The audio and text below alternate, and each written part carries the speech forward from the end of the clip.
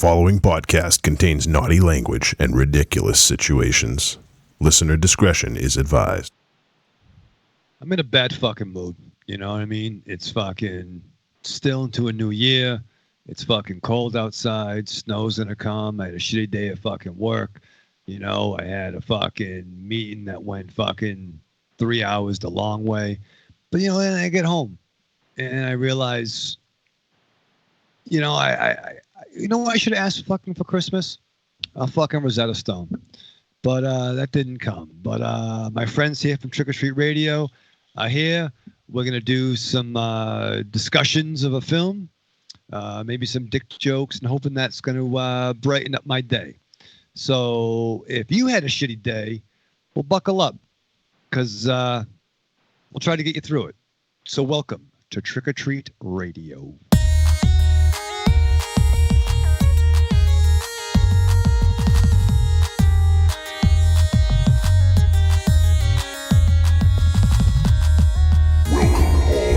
Zombies. You're listening to Trick or Treat Radio, starring the Deadites.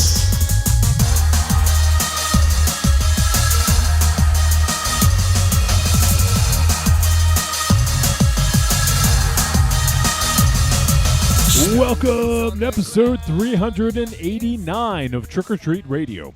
Trick or Treat Radio is the world's most dangerous podcast and is recorded in front of an undead studio audience here at Castle Wolfenstein and also at the Lair of Lost Swag within the Raven Chateau. We discuss at least one film a week. We argue, we make fun of each other, and some of us have rough days from time to time. Oh, fuck. We're like you. We're just like you. Actually, no, we're probably worse. Don't say that. Yeah, no. Well, like me or like them? We are like you, Raven Shadow. Like That's hard to believe. No, I'm not like him. You're very similar. No, Come on, we have beards. My driveway's shoveled. Yeah. Wow.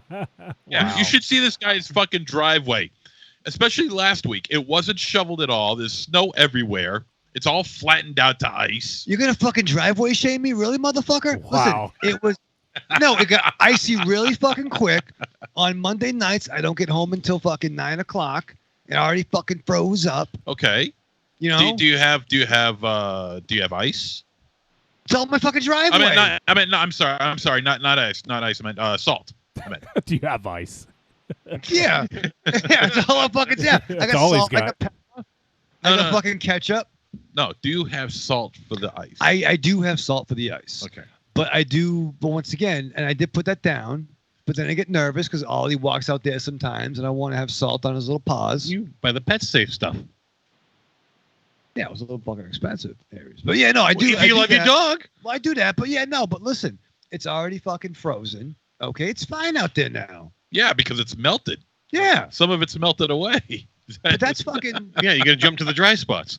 Yeah. Yeah. Which is what we had to do. 2 hops this time. You know? But you're wearing boots. Hot lava. I am not wearing boots. Why am I going to lace up boots to drive here to just take my boots off in your basement? You wore boots all the time.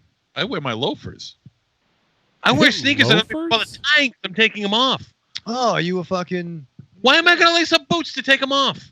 All right, Well, maybe not loafers. I remember a time when you wore the paratrooper ones where you could We're going to zip zipper them, yes. Yeah. You going to buy me those? Yeah, let's go shopping. Yeah. I'll buy you 1 boot.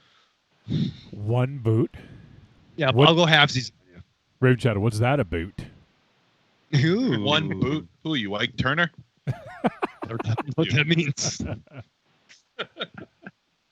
But yeah, no, it's exciting. It's, you know, it's winter. It's going to snow tonight. We got some. We got some snow down here. Like my first official storm in Maryland. Did you shovel?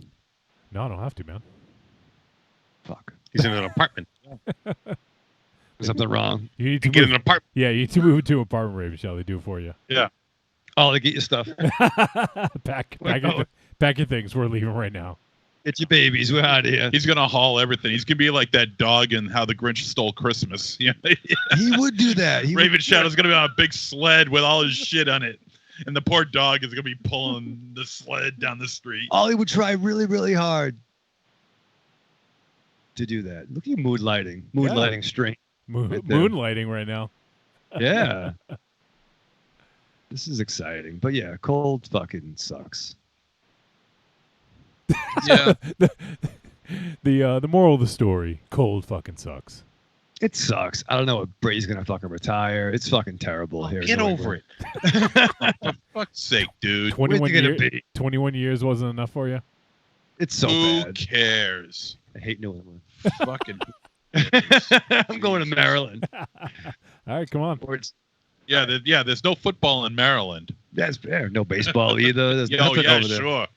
sure. Although technically, I guess Maryland's team is doing much better than New England's team right now. So They beat the Ravens, right? yeah, jump on the bandwagon.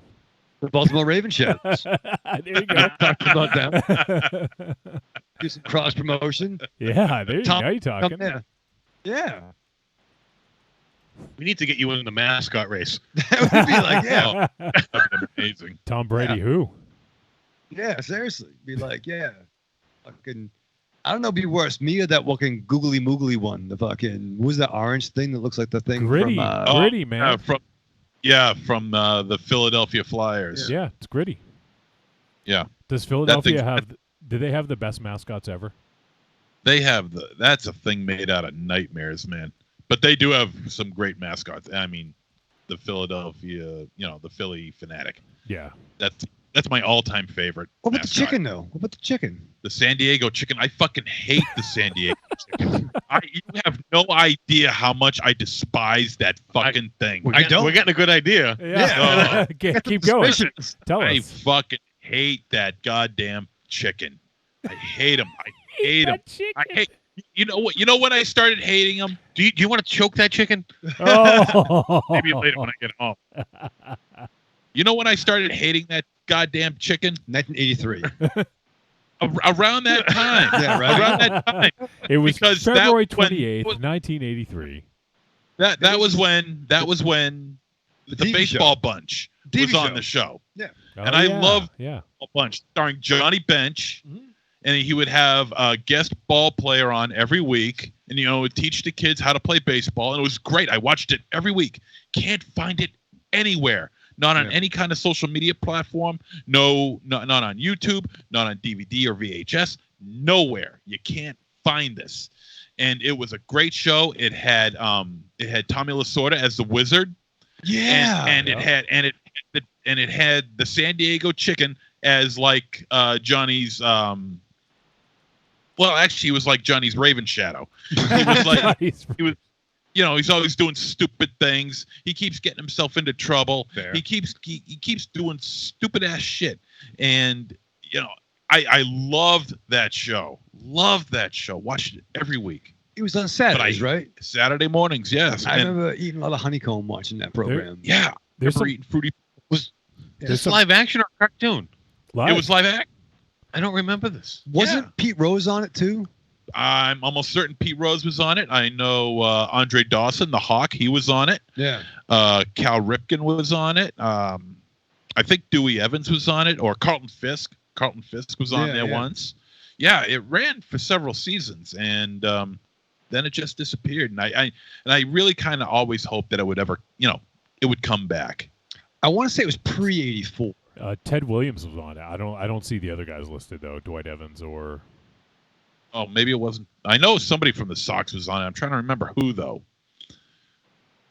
yeah. Maybe it was Freddie Lynn. Maybe it was Freddie Lynn. I don't remember. But No, he wasn't him No? either. I'm looking at a whole list of guests. Jim Rice that's Oh, it. yeah. Jim Rice. Okay. and Bill Russell. Strangely enough. Bill Really? Russell. Yeah. What the hell is he doing on that show? I don't know. Oh, Tom Seaver. Well, maybe the chicken invited him. That fucking Tom Seaver. Yeah, Tom. I was a Seaver mark. And Nolan Ryan. I'm a big Nolan Ryan mark. And He wasn't I on mean- it. Nolan Ryan wasn't on no, He watched it though. it. He probably did. was Tony Gwynn ever on it? I don't think he would have been. No, he wasn't. No, Padres? Padres. Yeah, I think he Padres, was. right? I think that was too. I don't think he was playing in the majors then. Hmm. Because it was between. Let's see, 80 to 85. 80 to 85. Yeah, no, Gwynn was playing by that time. He started playing in 82. Well, he probably okay. big enough at No. that point, though. No, he was an instant star. I figured he might have shown up at around 85, the final season, but Yeah, 82. You're right. He was started in 82 and went to 2001. yeah. And But I remember that show. I don't understand your hatred for the chicken, though. Because he was such an asshole. Asshole. That I chicken don't was an like. Wait. asshole. Let me clarify. Well, first of all, in San Diego, you got the Padres. Okay, it should be a Padre as a mascot, not a fucking chicken. What the hell a chicken is doing there beats the hell out of me. I have no idea. So like a priest? Yeah, Well, they do have a Padre now. Yeah. Their mascot is a fucking priest. It's a Padre. Is a Padre, Johnny, is a Padre a priest? yes. Padre is Spanish for priest. So you want to have the kids Well, take a they picture wear with a Padre? Because they they're in wear San the Diego. robe like Friar Tuck. Yeah, Yeah, it's like Friar Tuck. Yeah. and he was just an idiot. I just never understood the appeal of the San Diego chicken. It just drove me nuts, and it drove me nuts back then. And I didn't like him back then, and I don't like him now. Okay, just for everyone keeping score, MZ did also relate him to Raven Shadow a couple minutes ago. I'm a lot better than the fucking chicken. I Just don't know. saying. I don't know about that. No, listen. And what didn't the chicken get like him and like Pete Rose get tombstoned by Kane every fucking year? 1 year, Pete Rose was dressed as a chicken and got tombstoned. That's Yeah. what it was. Okay, yeah. But yeah, and I would learn so much from the baseball bunch. And let me see. Well, yeah, did well. Okay, with your, all with right, your baseball career, you did a lot with that. Oh, all right. You know what? Here is some baseball bunch stuff. You didn't think to look on YouTube. Look, aside of Haruo and Ozzie Smith. Ozzie Smith was one of my all-time favorite players. Man, his defensive skills was crazy good. Ted Williams, Sparky Anderson, yeah, Gary Carter, Davey Lopes. Wow, Jesus. Willie Stargell. The Sarge, Willie Stargell. But yeah, I hated that fucking chicken. And So they would teach the kids fundamentals on how to play baseball, and then at the end of the show, and in between the fundamentals, the chicken would get himself into trouble, or some wacky hijinks would ensue with the fucking chicken, and I would just want to see him run over by a steamroller. Then at the end, they would show Tommy Lasorda dressed up in a wizard uniform, in a wizard costume, on the magic screen, summarizing everything that they could learn about what they learned in that show and about life. Yeah.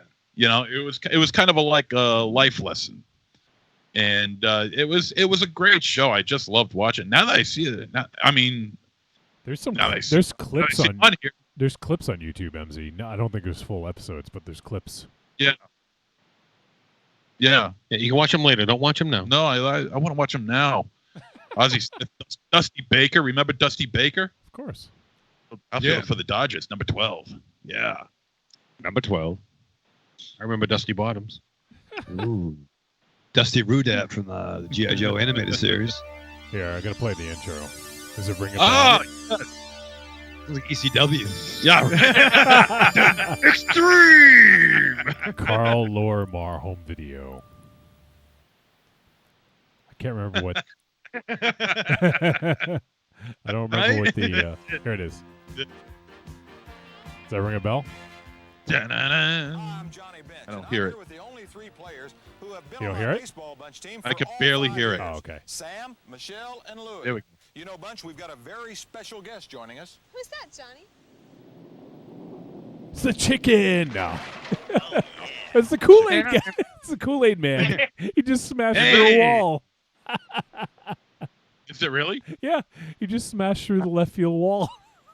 Jesus. Fuck you, Kool-Aid, man. Fuck him, dude. This chicken didn't fucking fuck up the fucking No, turf. he fucked up everything. Didn't fucking bet on his own games. I'll tell you this: the Philly Fanatic would kick the chicken's ass. It wouldn't even have to think about it. And he would be dressed up as Batman while he's doing it, because he has done that before. I don't know. You don't know what? I don't know. You don't. That's great. I don't know what you're saying. The Philly Fanatic dressed up as Batman. I don't want that. You don't want that. Batman's not from Philly. I don't believe that. Well, what do you want? What do you want him to dress up as? Will Smith? Yeah. No, that's what you want. Yeah, Bad Boys for Life. Fuck Bad Boys that. 3's coming out. You excited? No. Hell yeah! Oh, can we review that? Yeah. Just to piss off MZ. Come on, I don't give a Johnny. shit. Fuck Will Smith. It's the trilogy. Fuck him. Bad Boys for Life. Fuck him in the asshole with a big rubber dick. Wow. Creepy Girl's here. She says, "Hey, Pete, what's up? What's the lowdown on the hoedown?" And I say, "Well, I say Monster Zero." MZ, would you prefer Will Smith or Chris Pratt? Oh, God damn it. Sweating. I am sweating. Is suicide an option? Oh, Jesus. No, you. Suicide an So option. the casting director has given you the option. These two guys tried out, and they're the best for the role. You have to choose. Fuck. You know what? I might have to go with Pratt. Wow. Will Smith is just too agonizingly. He's been too bad for too long. Pratt's been around for several years now. Will Smith has been around for like 30 fucking years, and he just annoys the hell out of He's me. a good actor, man. Oh yeah, he's great. Oh hell no! Wow. Sure, he's wonderful. Yeah, great. Yeah, ever seen him in Wild Wild West? Yes, I have actually. Where's that aforementioned steamroller I was talking about? Have you seen Ali? I've seen I Ollie. saw. I see Ollie. Ollie, yeah. Did I see? Flow like a butterfly, did sting see- like a Bichon. Yep. Oh yeah. I saw. Yeah, that's been used before. Did I say that? I saw like maybe an hour of Ali, and I just couldn't deal with it any longer. He was just annoying me. But he wasn't like Will Smith in that. Yeah. No, but Will Maybe it's- Smith. Maybe it's just his I face. just don't Maybe, like Will Smith. Maybe what? maybe you just don't like his face. I don't like anything about him. His face, his ears, his kids, his family. Fuck them. Fuck them all. Jesus. Wow. Hate him. Sofa. His fucking sofa. I hate his goddamn house. You're gonna do that thing that. And if he's got a Bichon, fuck him too. Wow. Raven Oh. Chow. You gonna take that? It's fighting words. Is it like think- that in I that Charlie Murphy skit? Fuck your couch. Fuck your couch. Is that what you're gonna do to his couch? Fuck your couch, Will Smith. Oh, you know I would. Were we playing the baseball bunch? What the hell happened? We were, yeah. We got off topic. We figured out a way to get you fired up. Yeah, we got off great. topic of the off topic derailment. So I'm going to get us back real quick, though, because we haven't talked about what we're doing tonight. And what we're doing is we're talking about a film called One Cut of the Dead. This is a Japanese film. Let me just get the director's name. I had it a second ago. It is from Shinichiro Ueda. And we're going to talk about that. It is a Shudder exclusive here in the States. And then also, I don't know, see what other kind of trouble we'll get into. We got some voice messages. Creepy Girl just called in. Nice. Left us a couple voice messages. So if anyone is listening live, you can go ahead and there's still time. You can get in a voice message, podcast@trickortreatradio.com, or an email. And let us know your thoughts on One Cut of the Dead or any of the other films we've done in previous weeks. If you have thoughts about our year-end list, anything at all, feel free to send us a voice message. We are 2 nights early, and I was just so busy today I didn't get a chance to post that we were going early. So you would have had to have listened to the show last week to know. So I apologize for that. But here we are, doing it on a Tuesday. Raven Shadow's mad. She's going to get some storms. What's there's something on your couch. What's that, Raven Shadow? Oh, it's the, That's a this is dog. weird. A little package here, Johnny. It came in the mail on my doorstep the other day. Oh, yeah? I haven't opened yet. Thinking about doing it on the air. Ooh, who's it from? Can you say, or is it a Oh. surprise? Well, Oh, you just hit the dog with it. You just knocked out the dog. Oh, my God. You're no better than the San Diego Chicken. You are the San I Diego will chicken of fucking- Trick or Treat Radio. We fried that fucking chicken. You are the fucking San Diego chicken.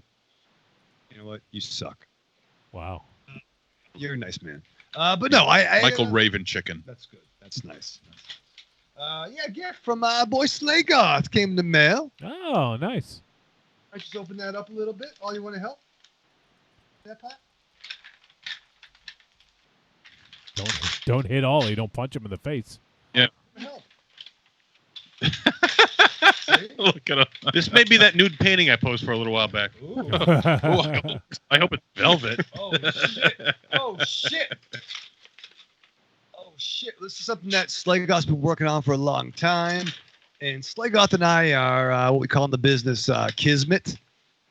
We both have love of certain comics, and especially Bernie Wrightson.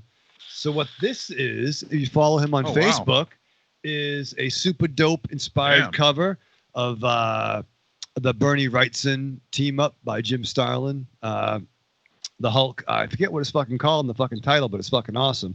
But this is the cover of the Hulk and the Thing running amok. I think big time. Yeah, bring it up, show that. And it's fucking on a canvas too, so this is fucking going up right now. Wow. That's nice. That's fucking sweet. Very cool, man. All right. It's very cool, Thank- Slagoth. Yeah, man. Yeah, very nice. Very nice. So thank you very much, Slagoth. I appreciate that, brother. And it will be downstairs by the bar. So definitely fucking super rad. That is cool. Yeah. That is cool. I like that. It's super good. Yeah, I have the. I actually do have the original graphic novel, and this came out. What a real graphic novel is, not just a trade paperback, despite the current thought process. But a true graphic novel was an original story that wasn't in comic form. And Marvel did a series of oversized graphic novels that were larger back in the day. Death of Captain Marvel was one. Spider-Man Hooky.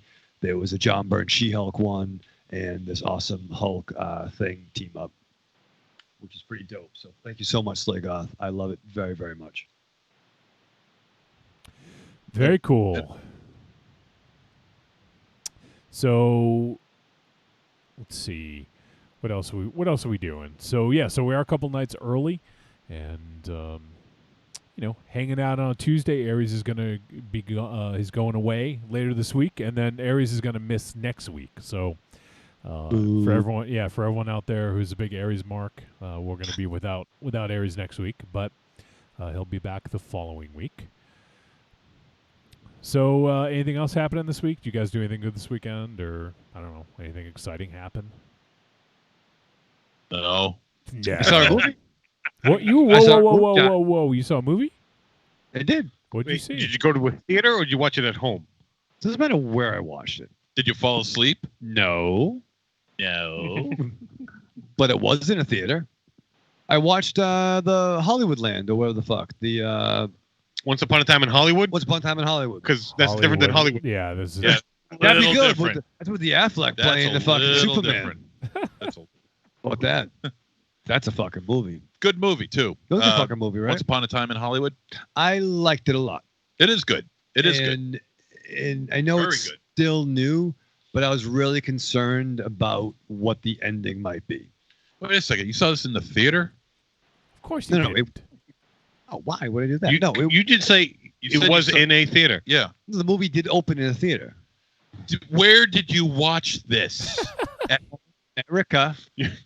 Oh, Okay. New England. Okay. No, Okay. downstairs. In case anyone was wondering why I drink, here we go. Exhibit A. Listen, I'm I'm ready to join one you. of 5 reasons. Exhibit A through Z. Aries' favorite top 5 reasons to drink. 1 through 5. Raven Shadow. Well, to be fair, I didn't drink before I met Aries. So just saying. well, we don't know that. Well, I do know that. I was there. I was there. But no, I saw Once Upon a Time in Hollywood, and I really liked it. It is good. A lot. A It lot. is good. The Did you like it the, a lot or a lot? I like it a lot. yeah, Brad Pitt was awesome. Leo was really, really good in it. I mean, real good in it. My favorite scene was when he's on the set and he's talking to that little girl. No, yeah. And there's this like 10-minute scene with him and just him and this 10-year-old girl for like 10 minutes, and they're just exchanging lines in this scene, and while they're looking over their lines, getting ready for a role. And it to me, it's the best part of the whole movie, I think, because it just shows, through everything that he's going on, he still has Leo still has a soft side, or his character anyway still has a soft side dealing with children in the movies that he's working on, and also the faux posters, the fake Italian style posters. Oh my God. We haven't seen anything. Yeah. We haven't had anything like that in decades. Oh man, would I love to see that kind of artwork get commissioned again. I'm so sick of seeing fucking Photoshop bullshit. I mean, this was artwork, man. It was beautiful. I mean, it's just recently out on DVD and Blu-ray, right? So I don't want to say too much about it, but I know you gushed about it, MZ, and I do love Tarantino. Now, with that said, I don't love everything Tarantino does, but what don't you love? What's that? What don't you love that he's done? Well, I mean, I think I still think that Kill Bill could have been one movie. I think it was way too long. Yeah, but you like it. Which movie? The Kill Bill films. You think they're too long? I didn't love them. I liked them, but I didn't love them. But you'll sit down for 3.5 hours with your dick in your hand watching an Avengers movie. Those could be Avengers. It could be the internet. What? Let that sink in for a minute. I don't need the Avengers to have my dick in my hand. I'll tell you that. That's where I'm trying to go. Let me put it. Sorry, creepy girl. I know you're in the back, but I don't need to. I just had to spell it out for MZ. No, I'm not saying it's bad. I didn't love it. I like Django. Once again, I think it could have been. You could have shaved off 20 minutes. That's his gimmick, man. Yeah, he puts a lot of detail in it. Gimmick. What can I fucking tell you? I said I like the dude. I like the films, but I didn't love those. I liked them a lot because of the length. No. I just say. Well, you are Mr. Runtime. Fucking A, man. What the fuck? I'm saying I like the films, but you're saying they're too long. I didn't love them like I liked other ones of his work. I'm not because they're long. It's what you're saying. So what do you think? So what is his best movie? What would you say is his best movie? It's a tough between Dogs and Pulp Fiction. It's hard. Yeah, it's hard. Now, I've been watching a lot more Jackie Brown over the last couple of years. It's been on a more rotation, and I'm really gravitating towards that. Once again, I like Bastards. I wish there was more Bastards in it. I didn't give a fuck about Baron Zemo dating the not Uma Thurman character. That went on way too long for me. But I never not liked the Tarantino film. I'm just saying I'm not going to suck every fucking dick that the movie came out. Once again, I like Star Wars. I don't love everything fucking Star Wars. You know what I'm saying? That's not a criticism. It's just a reality. Well, that's a reality that I think everybody shares. I mean, I think every Star Wars fan will agree that the original trilogy is the best, and that everything surrounding it, prequel and sequels, pale in comparison to that. And only unless you're a committed, diehard, you bleed, like lightsaber green. Ooh. Those kind of people are going to disagree with you and say, no, everything that's in the Star Wars storyline and in the mythos is 100% awesome. There's no getting around it. And even the places where they suck, they'll try and work their way around it to say, no, it's awesome, and here's the reason why. Right. But with Tarantino, I mean, it's apples and oranges, really. It's like the only reason why you don't like a movie is because of the runtime. No. Don't. You gotta fucking slow your fucking self down. I'm just not saying that. Slow your roll. Slow your roll. What can I say? I think it didn't. Kill Bill did not need to be 2 fucking movies.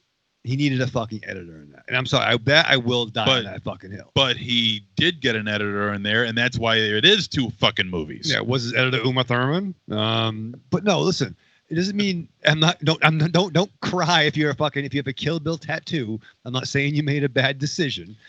Your boy's just saying that it wasn't for me. You're fine. You made a really good choice. There's one person in listening that just had a single tear run down their face. Yeah, like it's okay. You know, I won't tell your mom. And me not loving Kill Bill doesn't take away your love of Kill Bill. It's okay. But what I'm saying is, I truly, really enjoyed Hateful Eight a lot, and I really enjoyed Hollywoodland. So once You again, keep saying the You wrong need- name. Hollywood whatever the Land. fuck it is, Once Upon a Time in Your Mother. I don't fucking No, know. no. What's the name of the Uh, movie? Say it. Once Upon a Time in Hollywood. Okay. Hollywood. Hollywood. Hollywood. You know that movie, Bollywood. that Hollywood movie. Once Upon a Time in Bollywood. I want Quentin Tarantino to do a Bollywood movie. Yeah, That'd be that fucking would be movie. a movie. But no, I really like his last 2 films. I've really enjoyed it. For them, that puts it more on the echelon of Dogs and Pulp Fiction for me. Well, now there's word that at some point, either this year or next year, I read it, I don't remember when it's going to happen, but they're saying that they want to release a 4-hour cut of Once Upon a Time in Hollywood. Yeah, I think it's this year. I think they'll do So that. what? 50 more minutes? Which I know, right? Like, whoa, slow it down. I am totally for if it's like on Netflix and it's cut up into sections like they did with the super Eight. cut of the Hateful Eight. Is that worth watching? Yeah. Really? Yeah, it's good. All right. It's good. It's real good. There's a lot of extra stuff in there. Okay. So I'm definitely down for a 4-hour cut of a Tarantino movie, just so long as it's cut up into sections like he did before with Hateful Eight. Because I don't have the patience to sit and watch a movie for 4 hours. And don't get me wrong, it's not the when you watch a Tarantino movie, you know you're getting it. And I was excited. It was by myself. It was me and Ali, and that's what we're doing. We're watching Hateful Eight on Saturday. Not Hateful Eight. That'd be cool too. We're watching Once Upon a Time in Hollywood. Yes, Johnny. Like And I I want, like the length. like I want to see that. I mean, mafia movies are not my thing. Yes. They're just not my thing. I don't get it. I don't get the appeal of it. I don't understand it. Nothing. I still want to see The Irishman. You know, I still want to take a look at this thing. And it's 3.5 hours long. Yeah. It's ridiculously long. You know, I've never seen Donnie Brasco. I've never seen Casino. I've never seen Goodfellas. I've never seen any of the Godfather films. I just have no interest. It's zero interest because it's the same damn thing over and over and over again. And I understand that the hypocrisy when it comes to me and my love of horror films. A lot of that stuff is the same thing, old hat, over and over and over again. Well, But it's I just can- if you're not tolerate- into it, you're not into it. You know, no big deal. Yeah. Exactly. I can tolerate that. I can't tolerate mafia cliches. You know, I love where's my mother? You're dating my daughter. Hey, where's the gabagool? Say something about my mother. You know, you're going to be wearing concrete slippers in a few minutes. people really fucking talk like that. Yeah, exactly. And it's annoying. I just never understood the appeal of it. I just don't get it. But yet, at the same time, The Irishman, I still want to see that. Because I can't explain it. You know, it's not like nobody's ever seen Pesci, De Niro, and Pacino in a movie before. You know, directed by Scorsese. You know, it Just make sure you leave all day because it's 14 hours long. yeah, right. Jesus. I mean, but I don't know. There's something about it that still makes me want to see it. I don't know what it is. I can't explain it, but I still want to see it. Corny says 2 movies equals twice as much Uma. It's double Yeah. the Uma. I'm not an Uma Mark, man. I'm not. I don't know. Maybe because I don't have a foot fetish. She's fine. I don't wish her ill. Well, thank God Why do you for have that. to have a foot fetish to like her? Because Tarantino has a weird fucking thing with her. Yeah, with but the that's feet him. and- We're talking about Uma Thurman. That's him with Fuck. with a Oh, lot. fuck. He talks about, you know, taking care of someone's feet in Pulp Fiction. You see someone's feet in Once Upon a Time in Hollywood. In Once Upon a Time in Hollywood, but also in not Planet Terror, but Death Proof. You know, I mean, and, as well as other films. I mean, as well as Kill Bill, you know, and other films. But that's his thing. He has a thing for feet. Yeah, Who cares? Who cares? So many other parts. So long as it's not Shaquille O'Neal's feet, I don't give a damn. What the fuck? Have you seen Shaquille O'Neal's feet? All the time. What the fuck is wrong it's- with you? Who the fuck knows what Shaquille O'Neal's feet looks like? They showed it one Wait, like a couple years. size 20 or something? Yeah, but you should see his toes. They're all like curled and gnarled and everything. It's fucking gross. And no, creepy girl, Monstezero is not remotely Italian.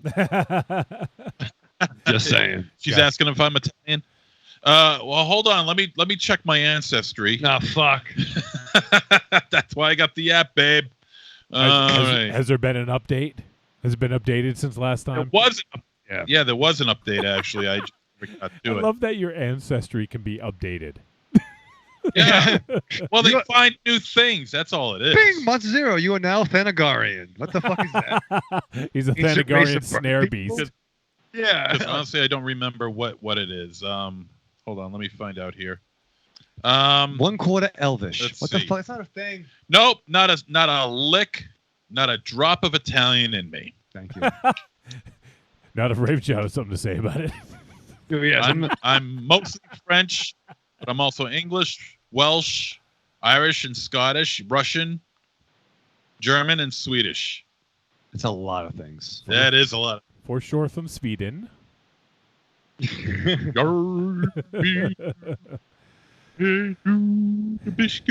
Evil Corny also says, hell, I want to kill Bill the whole bloody affair before longer Hollywood. I hear you, dude. I hear you. They've been promising that for years. I've actually not seen Kill Bill 2 since I saw it theatrically. I'd like to see it again. And I want to see it, you know, in full color, like the scene with the As opposed to... with the 88s, the crazy 88 scene Yeah. in the House of Leaves. Oh, yeah, yeah. And that was fucking Where that was all done in black and white. Yeah. Yeah, that was done just to appease the censors. That was done in And color. I like Kill Bill. Don't get me wrong. I'm not fucking... Don't give me the jazz hands. You know, I'll give you the jazz feet. You get fucking Tarantino. Tarantino. He'd be like licking his lips. I would like to do a lot of coke with Tarantino. Is that weird? Off his feet? Maybe. I mean, like, yeah, snort a line off his toes. but it'd be hard because, like, I would like to do coke with Tarantino for like 3 hours and then leave. I think after that, Hours that leave. Yeah, hours. and that's, you might think that's a long time, but it's not a long time when you're getting in that kind of zone. I guess you would know. But like, no, allegedly. But I really think like I couldn't go more than like 8 hours with him because that would be fucking. I don't think you could go more than 1 hour with you. Yeah. No, I think Tarantino would like me very much. I'd be like Bambaleo. Yeah, you're both Italian. Great. I like foreheads. Gabagoo. Gabagoo. Gabagoo. Exactly. Where's the gabagoo? You dating my daughter? What's wrong with my wife's cooking? Do you say something about my sister? Oh, God. Stop fucking Where's people my talk. money? Creepy Girl says, All- Creepy Girl says, Aries, it's cold in Florida, so I'm drinking with you bourbon and tea. Ooh. Now, what's cold in Florida? Like 70? 68. It's freezing. Yeah. It's a balmy 57 degrees. Oh, man. All right, so we should start to wrap this shit up. Oh, yeah, we talked about The Mandalorian last week. The end. Did we? Well, just very briefly. I just asked if you guys saw the end, the last episode. And you confirmed you had. I enjoyed it very much. Did you like the two scout troopers at the beginning? Oh my fucking god! I mean, like, yeah, you know, and like, once again, I didn't know who directed it, but the minute when the episode was over and it showed the director, I'm like, yep, that makes a lot of fucking sense. Yeah, yeah.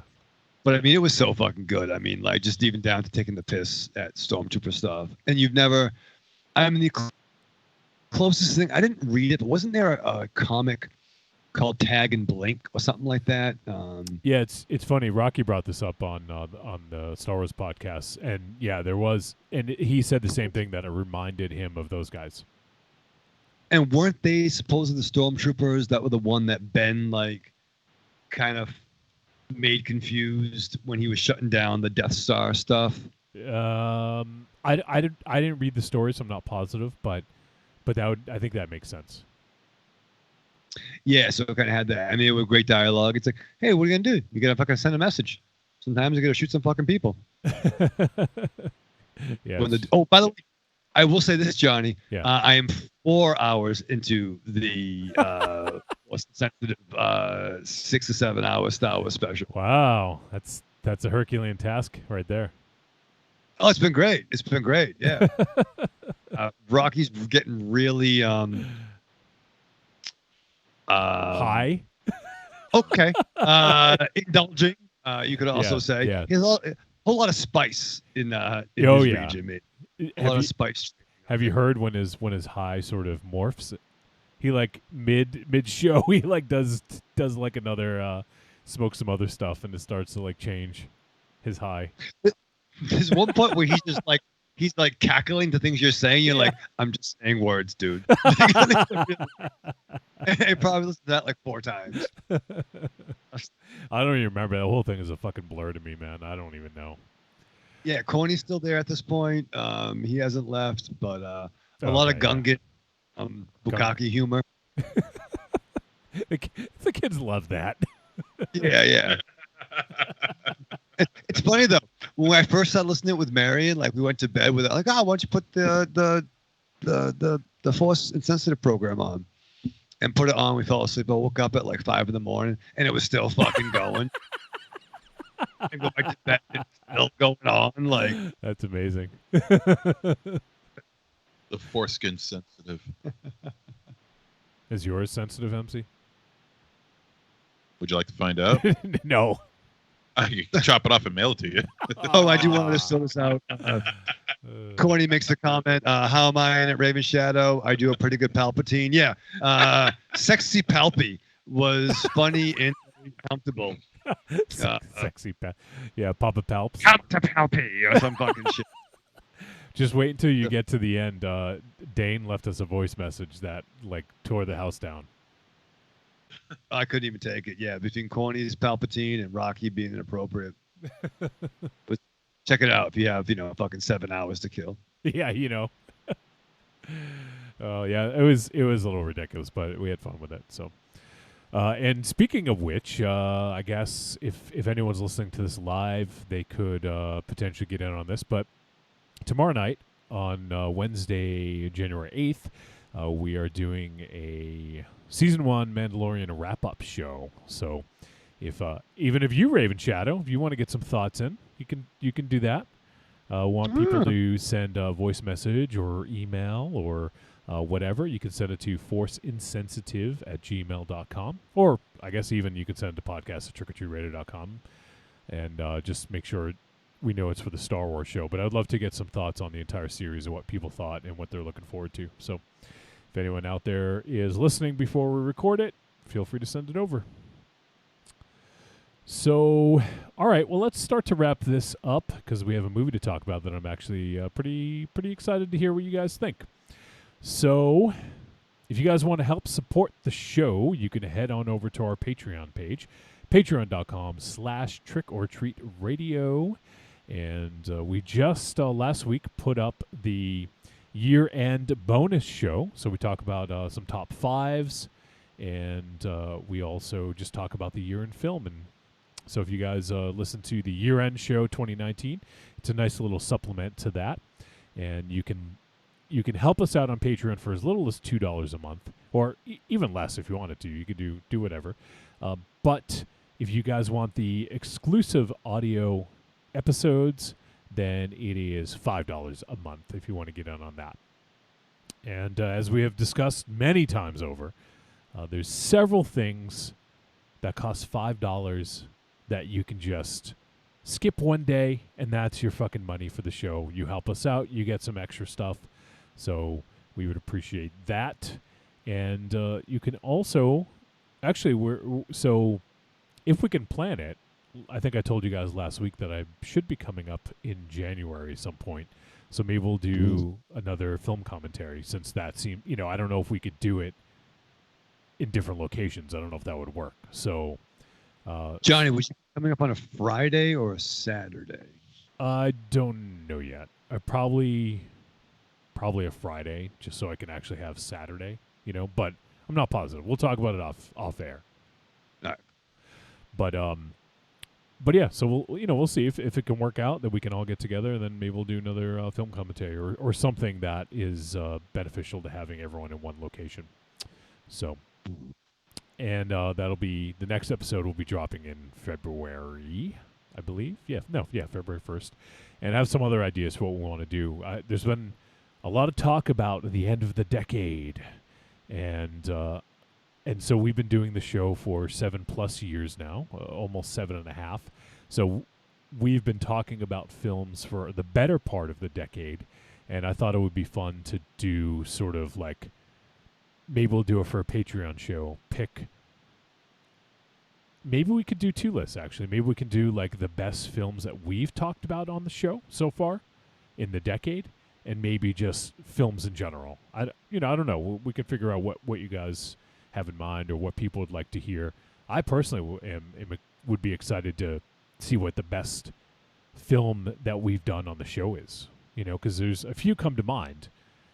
Obviously, they probably would have been number ones on their year, on the year they came out. But, films like, Low Life, The Void, The Editor, things like that in that vein. Well, there's some game changers where it comes to that. I mean, not only was the films that we discovered, whether it's just as fans in our form, but then people that we've talked to as a result of discussing their films. Yeah. And then people that we've become friends with as a result of discussing their films. True, yeah. You know what I mean? So there's a lot going on there. Yeah. Friends who made movies. You know what I mean? Like that's... Yeah, for sure. So, that might be a cool thing to do. So we'll keep that in our back pocket. If people would like to hear that on a future Patreon episode, let us know. And if you have any other thoughts about what you'd like to hear, obviously drop us a line. You can comment on our Patreon page, or you can always drop us an email or voicemail, podcast@trickortreatradio.com. And there's other ways you can help if you want. Go to trickortreatradio.com, scroll down, look for the Amazon logo, click on it. It's going to bring you right to Amazon. Input our affiliate link.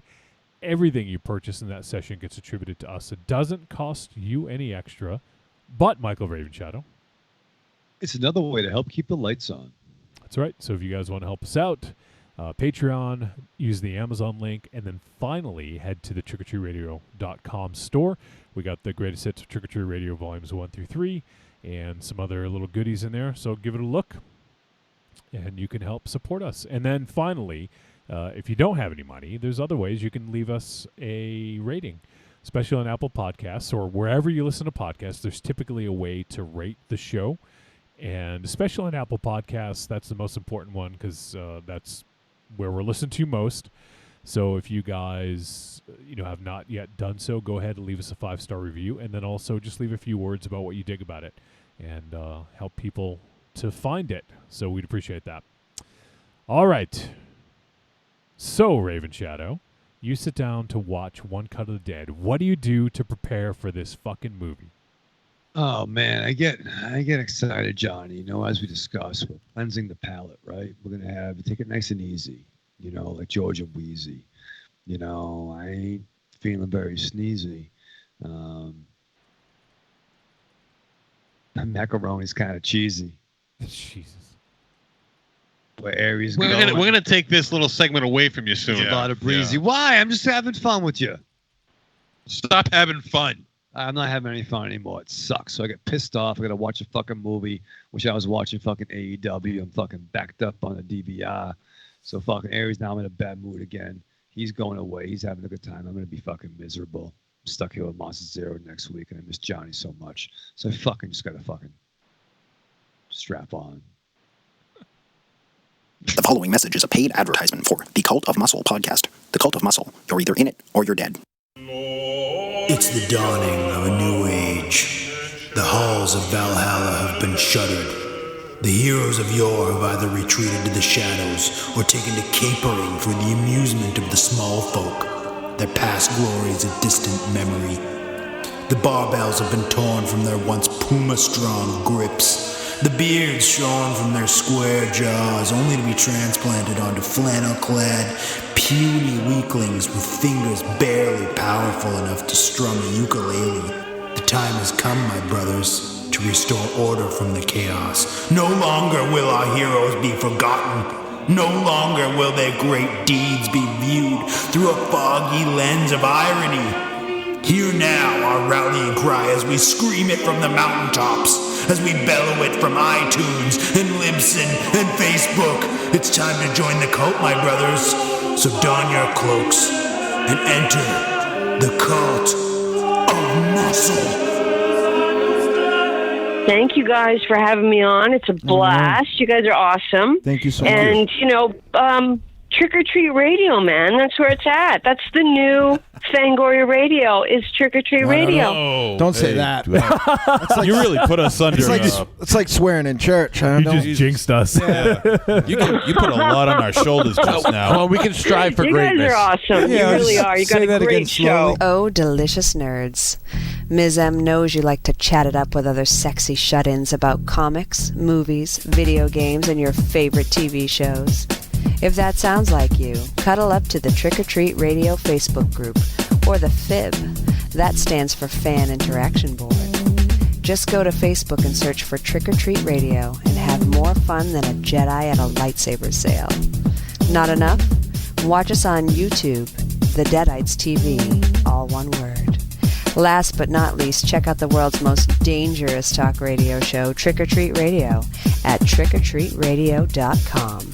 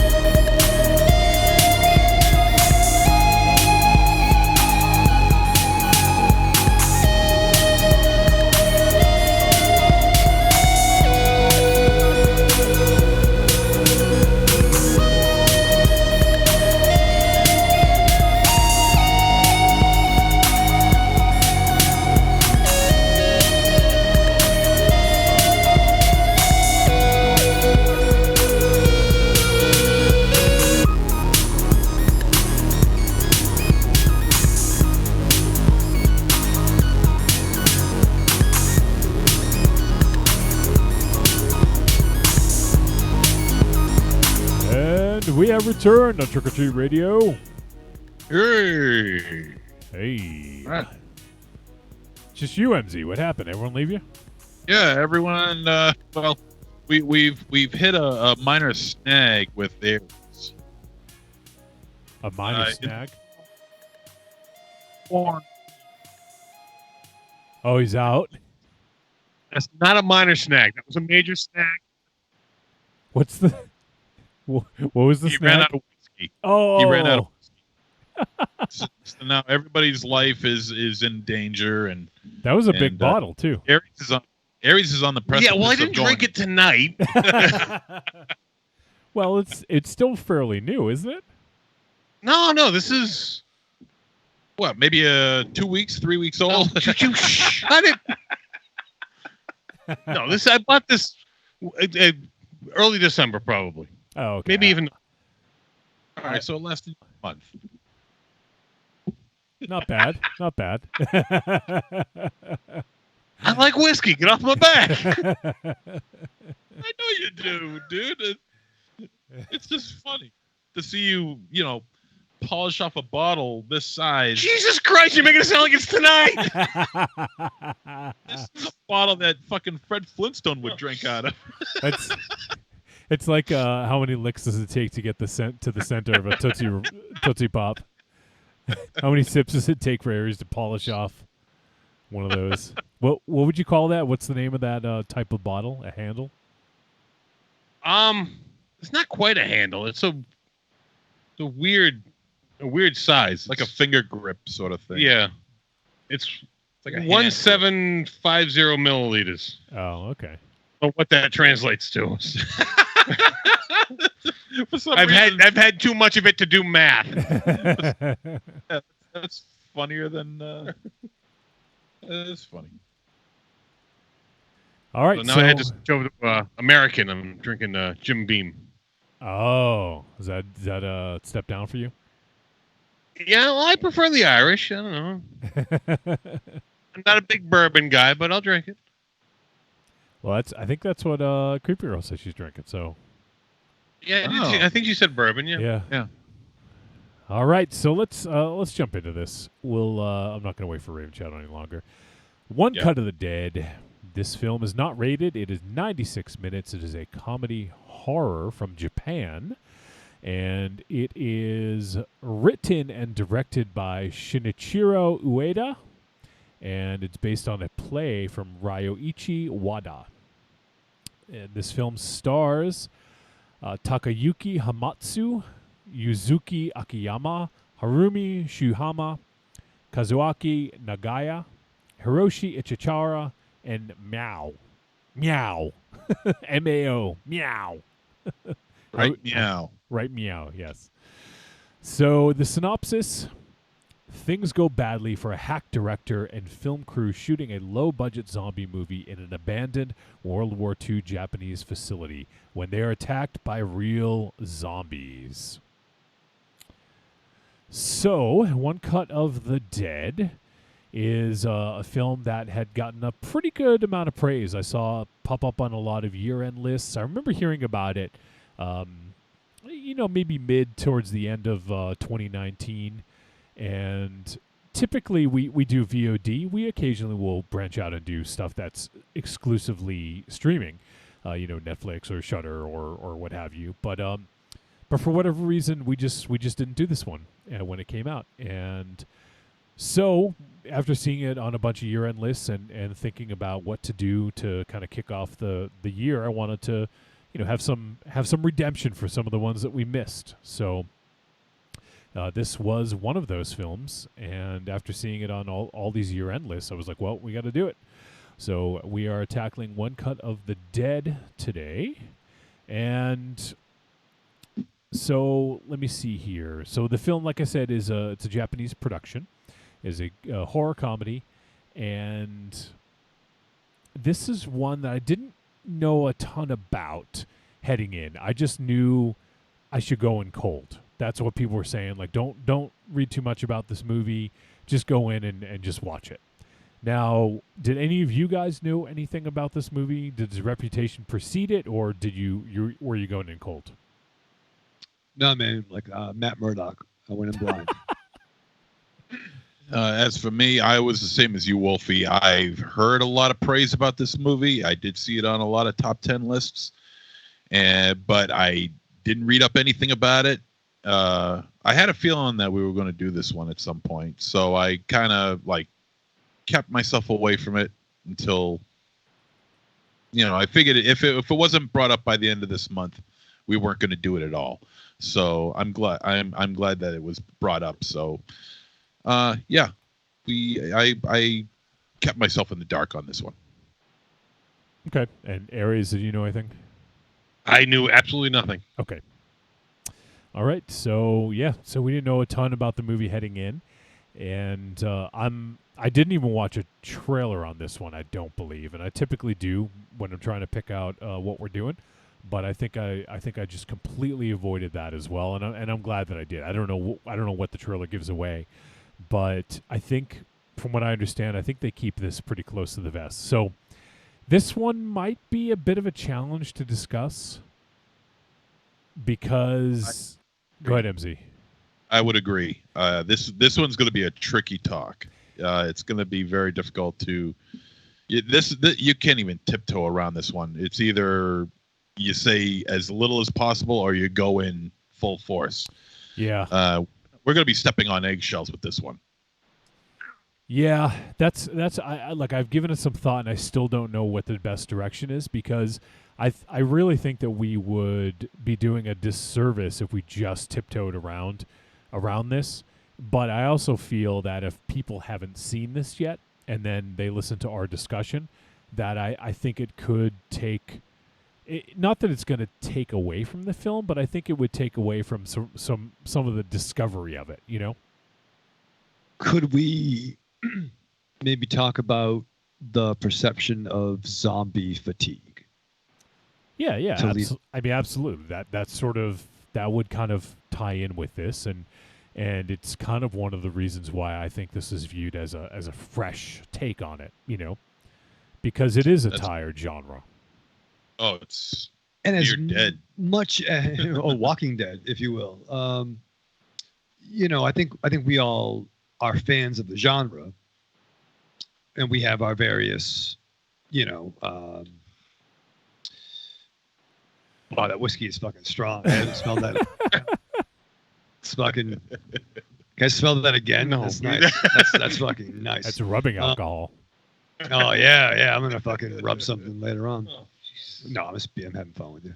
But no, I think I do love zombie stuff, but where it is fucking played out. I mean, I'm still, I think 4 or 5 episodes behind on this season's Walking Dead, which I still like, but I'm still fighting through to watch it. My goal is to finish the book this in the next few months. But I mean, we've talked about this. Battery. What was the Schwarzenegger flick? With Maggie. Maggie was good. You know, there are some exceptions, but overall, like, I'm even kind of getting tired of, like, it's a fucking zombie flick. I don't care what country it's from. Oh yeah. The Busan was dope. Yeah, as a matter of fact, I'm in the middle of watching Busan on Tubi. Just to revisit download the free app now. Just to revisit it because it's such a wild zombie flick, and it is a tired genre. It has been for the better part of a decade now. I'd say probably since around 2010, 2009, this genre has played itself out. Whether it's from a professional studio, whether it's independent, whether it's low budget, whether it's or zero budget, it doesn't matter. It's just a really tired, played out subgenre. And there are some films that have been able to light a candle under its zombie ass. Zombie ass. Although during the time, it was still, zombie films were still popular, but films like Shaun of the Dead was picking it back, picked it back up. Then there was Land of the Dead, the 4th film with George Romero. Then there was Survival of the Dead. That brought him back down. I'm just kidding. But Land of the Dead also helped raise the popularity of zombies. Then came The Walking Dead, and Pontypool, which is one of my all-time personal favorite zombie films. And every now and again, you'll come across another zombie film that will breathe a little bit of life into what is a tired subgenre. Dead Don't Die. Dead Don't Die, Train to Busan. Yeah. And also One Cut of the Dead, which I found to be a very well-made film, a very intelligent film. Yes. That speaks solely to independent filmmakers. Well, no, it doesn't speak solely to them. I think it does. No, it speaks to everyone. No. Well, I mean, I guess in a certain way, yeah, sure. If things go in a certain things go wrong in a certain way, I imagine so. But but as far as big budget production zombie films go, I don't see anything happening like that, like what you'd see in this. Wait, what? Okay. Yeah, I guess I'm just I misunderstood what you were saying. Oh, okay. So yeah, it's the tire genre. It. We're all tired of seeing them. You know. I think when I got the fatigue is, I don't know if it was last year or the year before, but I remember we did. You guys remember we did the Dead Rising movie, and then we did like the Day of the Dead remake. That was terrible. Like, it just got to the point where I just was like dreading watching some of these. You know. Yeah. When you would say, I mean, this is what we're gonna watch, and it's a zombie film, I really start to turtle. turtle. I like turtle. I really begin to turtle because it's like, oh god, another zombie film. What can they possibly do to make it interesting? You got a turtle. You got turtle head. Head. What was the one that MZ hated with the tire? He couldn't understand. The stains the sands red. Yeah. Yeah. That was all right. That was something a little different. I did like that one for the most part. I think he didn't like the tire tropes. You like that tire tropes? The tire tropes of like the military being the bad guys and all that stuff. Oh, and fair. I mean, that's and even when you do, sometimes all right, it's just a zombie movie. Well, you made a zombie movie, but we've seen that before. You did a good job making your little zombie picture, but what's different about it? Well, I think that's what he's saying, is that you need something above and beyond, because everyone has done just a zombie movie, and it's there's nothing more there. You're beyond, beating the dead horse. You're you're a dead zombie. Yeah. I mean, it's just there's nothing to a straightforward zombie movie anymore. Right. But when it comes to this film, still a zombie. Huh? Sorry, MZ. Before you go there, I just want to say that even a film like this that does something a little bit different, and I think it's still that sort of zombie fatigue. You see it and you're like, I don't know if I want to watch this. Like there's a new Dracula show on Netflix. Like vampires seem fresh compared to zombies now. Well, same fucking thing. But I look at Dracula and I'm like, fucking, I don't want to fucking watch that. Well, because I mean that was what was before zombies. Like I'm still not over it. Like I get sick of vampires. Yeah. Yeah. I mean, like, that was something new. Yeah. So sorry, MZ. I just wanted to get that thought in there.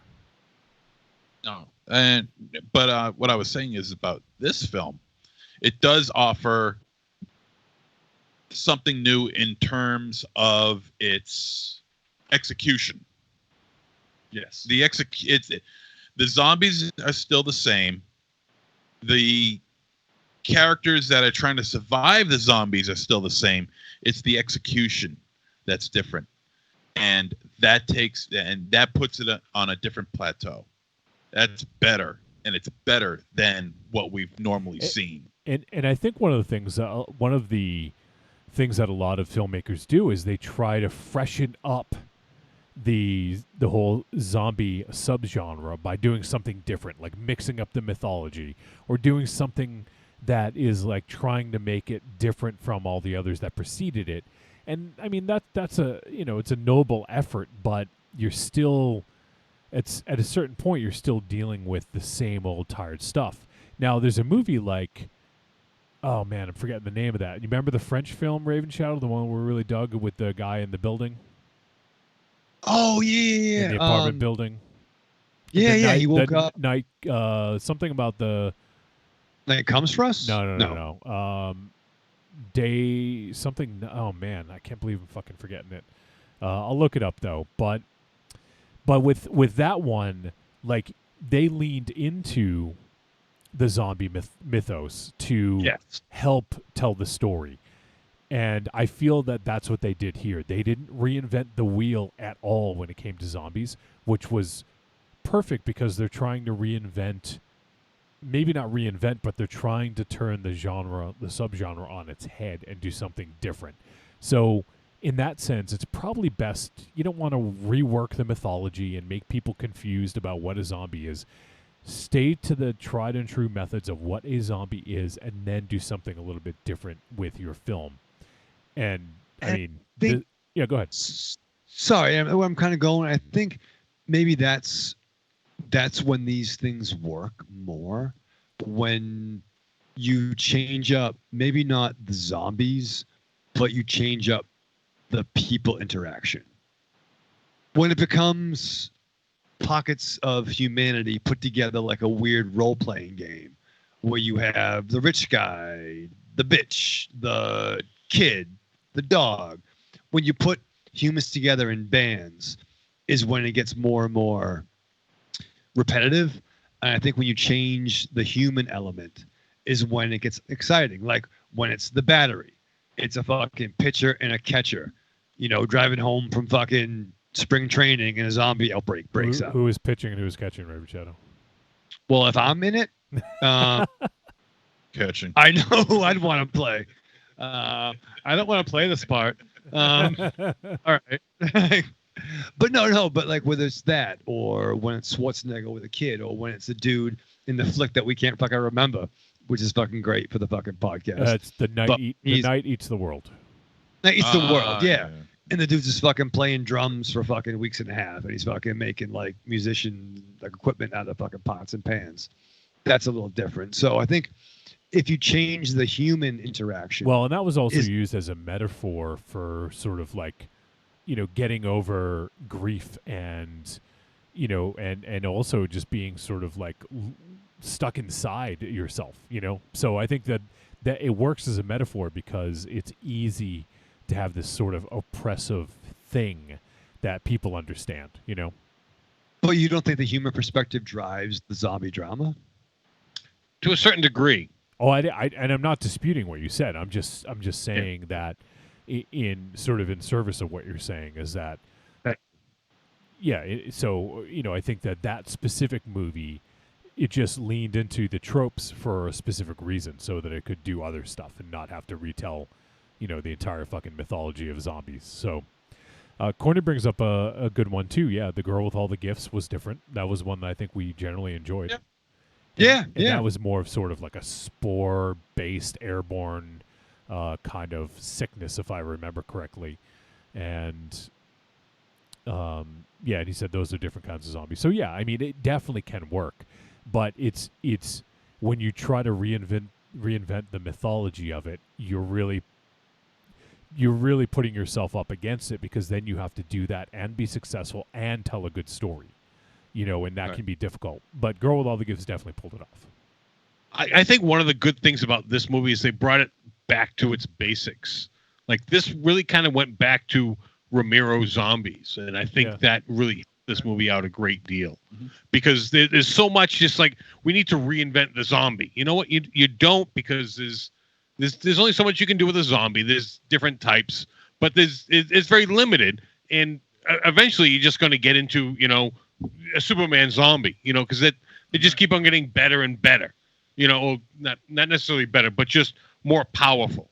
So at some point you need to back up and just start over again. Yeah. And this movie did that. They brought it back to the basics and then made, as Raven Shadow was saying, more of a people's story. And that is what drives this. It's more about the people than it is about the zombies. And that is what made this movie so good. Oh, true.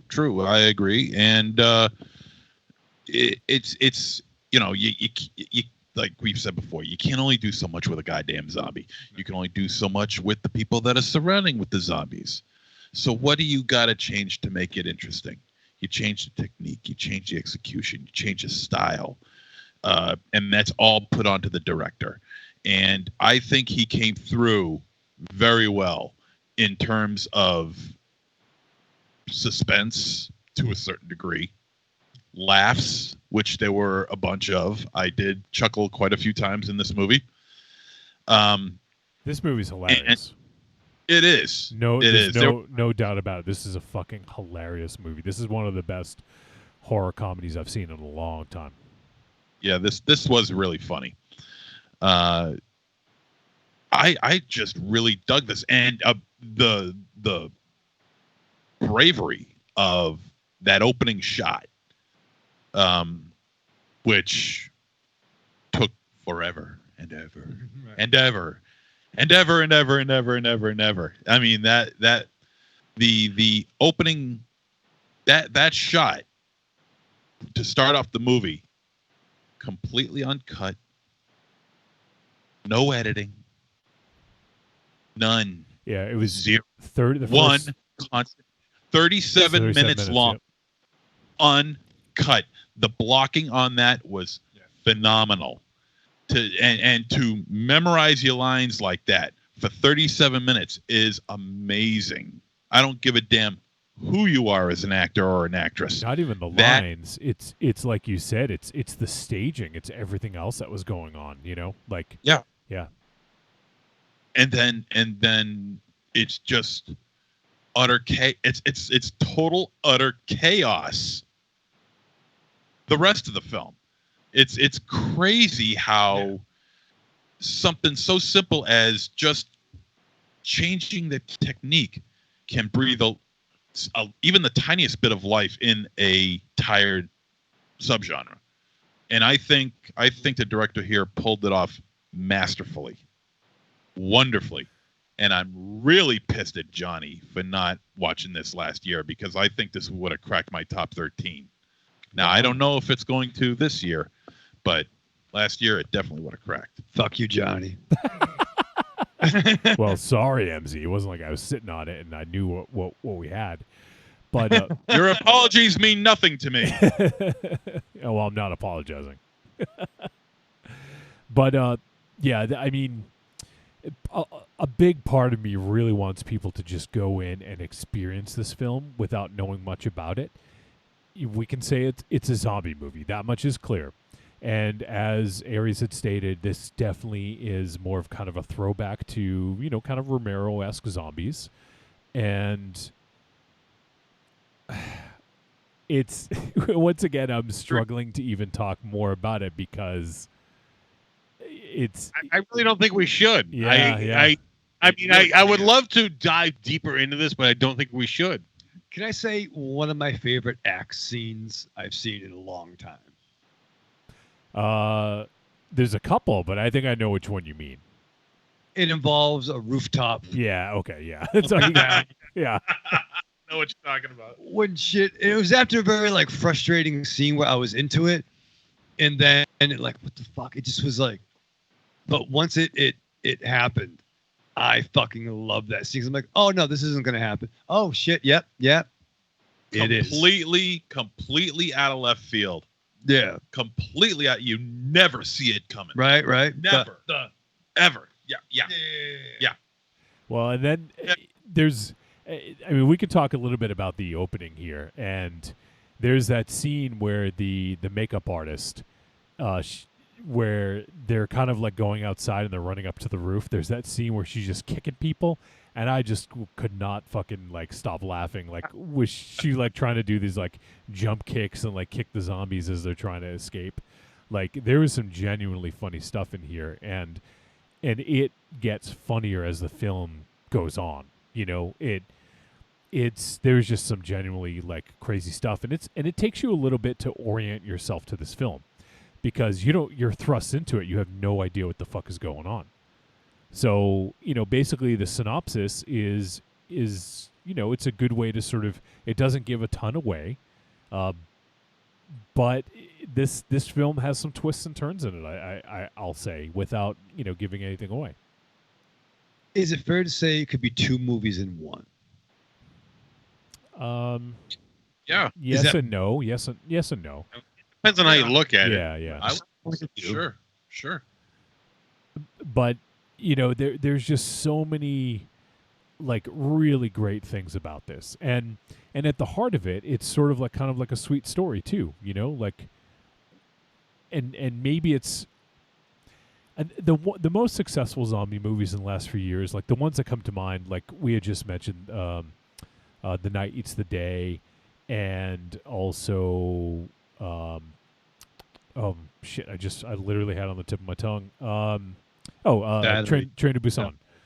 Busan. Train to Busan had at its heart was kind of like a sweet movie, and I thought that worked really well. And I think that this also, like you were saying, Raven Shadow, it's about the human interaction, and the interaction that we have in this one is really good. As you get to learn more about the characters, you see, a little bit deeper into what's going on, and it just you end up sort of like rooting for certain things, and it's like, and it gets you more invested because of how you feel about the characters, I like the one girl who was wearing like genre shirts throughout the whole thing. Oh yeah. She was wearing like a Scarface shirt, then she was wearing a Shining shirt. I'm like, God damn, that she's awesome. I'm gonna go to Japan. Finally, a girl that gets me. Go to Florida, dude. Damn. So I think that I don't want to talk too much more about what happens in this film. We can talk more about our impressions of it. And that first, like you said, MZ, I think it bears, additional mention is that opening scene, the first 37 minutes is like, it's amazing. Like when you like, even if you don't know that it's a single unedited shot, you can sort of get that sense because there's no logical edits in it, Right. And I think because of the fact that it's all, I would think that you would say that it's all shot on digital, not on film. We don't have that anymore. That this could inspire some independent filmmakers to actually try and do something like that, to create the Alfred Hitchcock's Rope or Running Time with absolutely zero edits. They're films that to make it look like they last, it's all one continuous shot. Mm-hmm. But there are edits in those films that are very well hidden, but they are edits.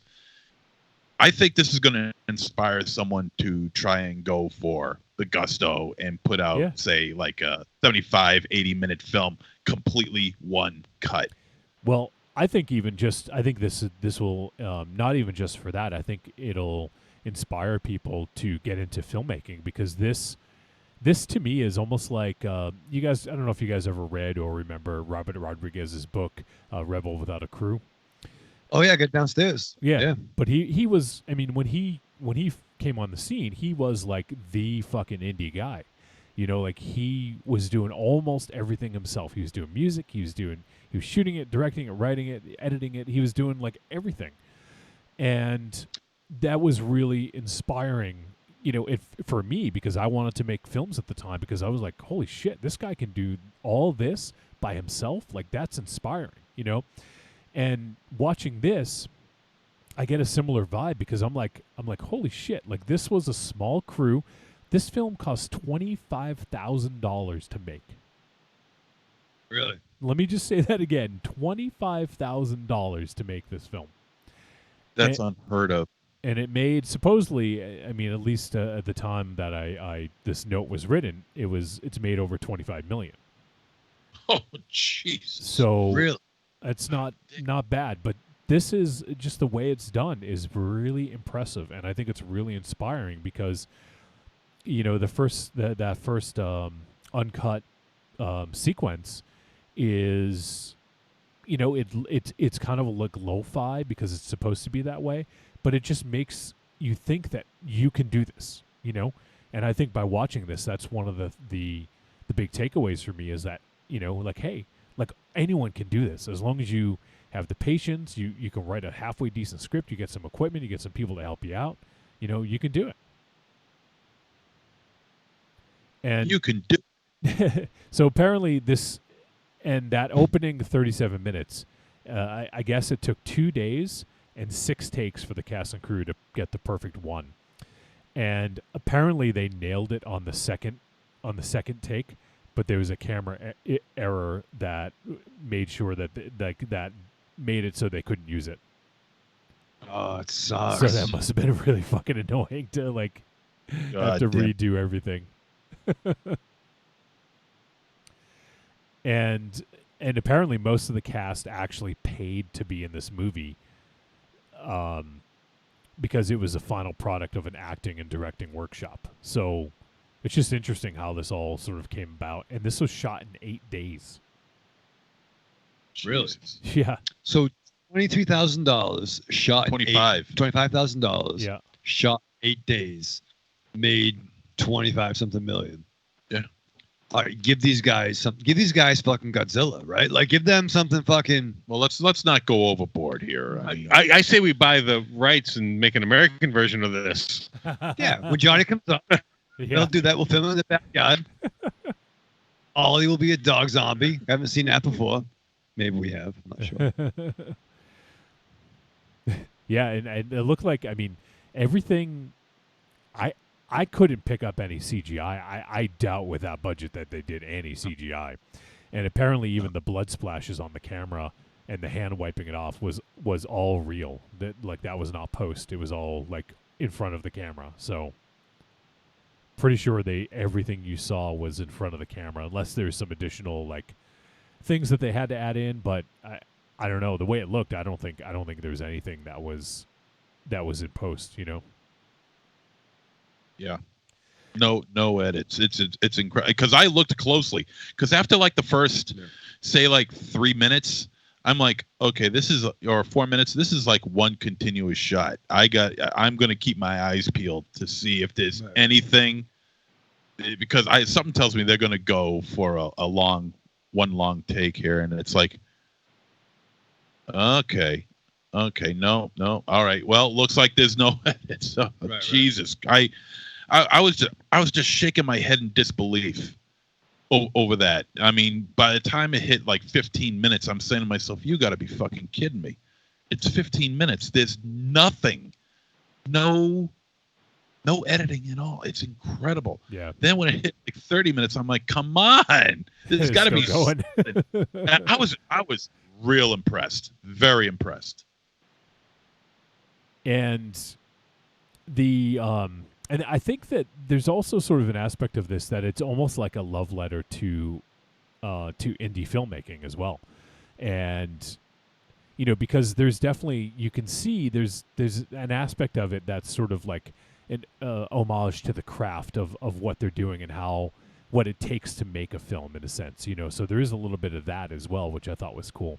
You know, that combined with, you know, this sort of kind of sweet backstory, or not backstory, but kind of background story. And, you know, there's some great comedy, and there's even some decent scares here and there. Nothing that's like, well, maybe not scares, but moments of horror, I should say. So I think that, you know, there's some surprising moments in this, but nothing, you know, there's no like cheap jump scares or anything like that. It's all just sort of in the flow of what they're doing. Yeah. And also when you look at the title, One Cut of the Dead, when you see the font, it's taken straight out of George Romero's Night of the Living Dead. So that was just their nod to the man himself, which was nice. Yeah. So, and a lot of people were saying that this was the like best film at like Fantasia and like a bunch of other like genre film festivals. This had come out as like one of the better films coming out of there. I don't know much about the director. I didn't research a ton, but let me just see if I can find out. I know he's done a bunch of shorts. Shinichiro Ueda has done a bunch of shorts, but I don't know if he's done. Let's see. His first feature was called Rice and Boobs. Yes. That's my next album title. Oh my God! The synopsis of this is: what would you choose between rice and boobs? If one of these two would disappear from the world forever, the most boring debate in human history starts now. There's nothing boring about it, boobs. Wait, you want boobs to disappear? No, asshole. No, rice to disappear. You're like fucking Ghostbusters, motherfucker. Stop talking. Boobs. I know. You're gonna boobs. Big boobs, small boobs. Yeah, way to go when Monster Zero fucked it up for everybody. No more Dolly Parton.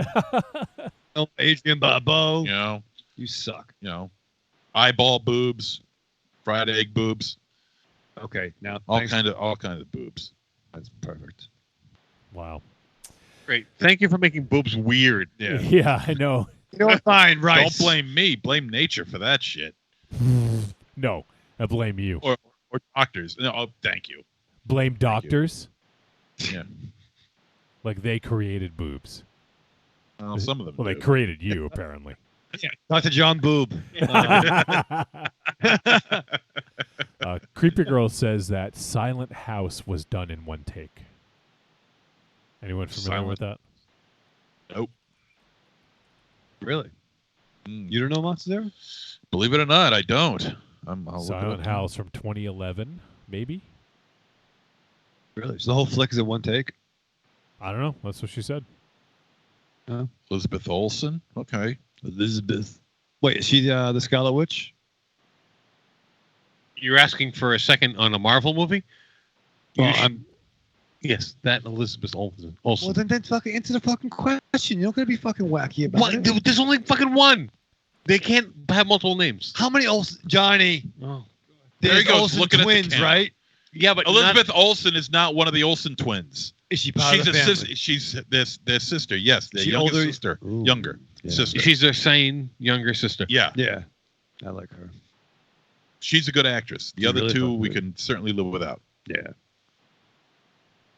Okay, so But it's no, not. It's not. Silent It's, House- it's not that one. It's the Silent House from 2010 from Uruguay.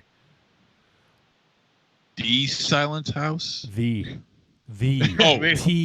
You The. like the Silent Houseian? Well, he said the Silent House. So I'm like, okay. D. Snyder's Silent House. That's the movie. But yes, this one says. Oh, actually, the trivia says edited as to appear as one continuous take. Ah.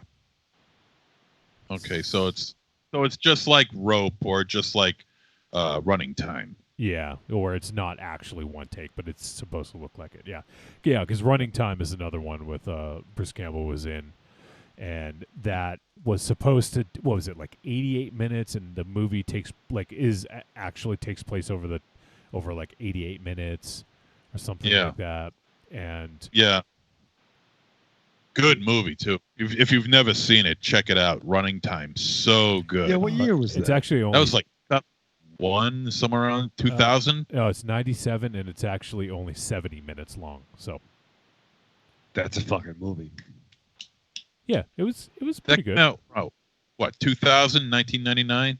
No, I said 1997, dummy. Oh, I didn't hear you. 1955.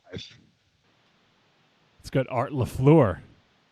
Yeah. Yes. Yeah, he's the warden. Yep. Is that So- you or the He is dog? That's the dog, but It sounds like you. I am so sympathetic to him right now. The both of you are exhausting tonight. Thank you. Wait, Yes. Johnny Monster Zero? No. You, motherfucker? Why? And you, motherfucker. What did I do? You know what it is? It's the American whiskey. He's got to get some Irish whiskey back in him. What? Don't look at me that tone of voice.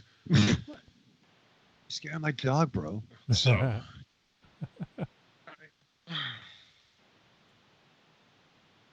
All right, so Let's just go to a break. yeah, I'm just trying to think if there's anything else. I mean,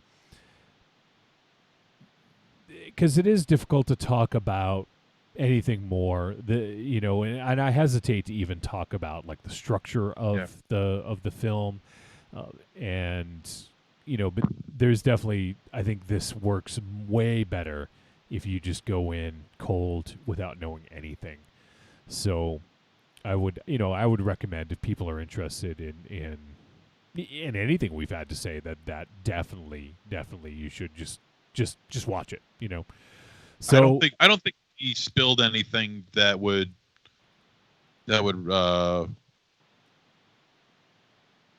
ruin the surprise.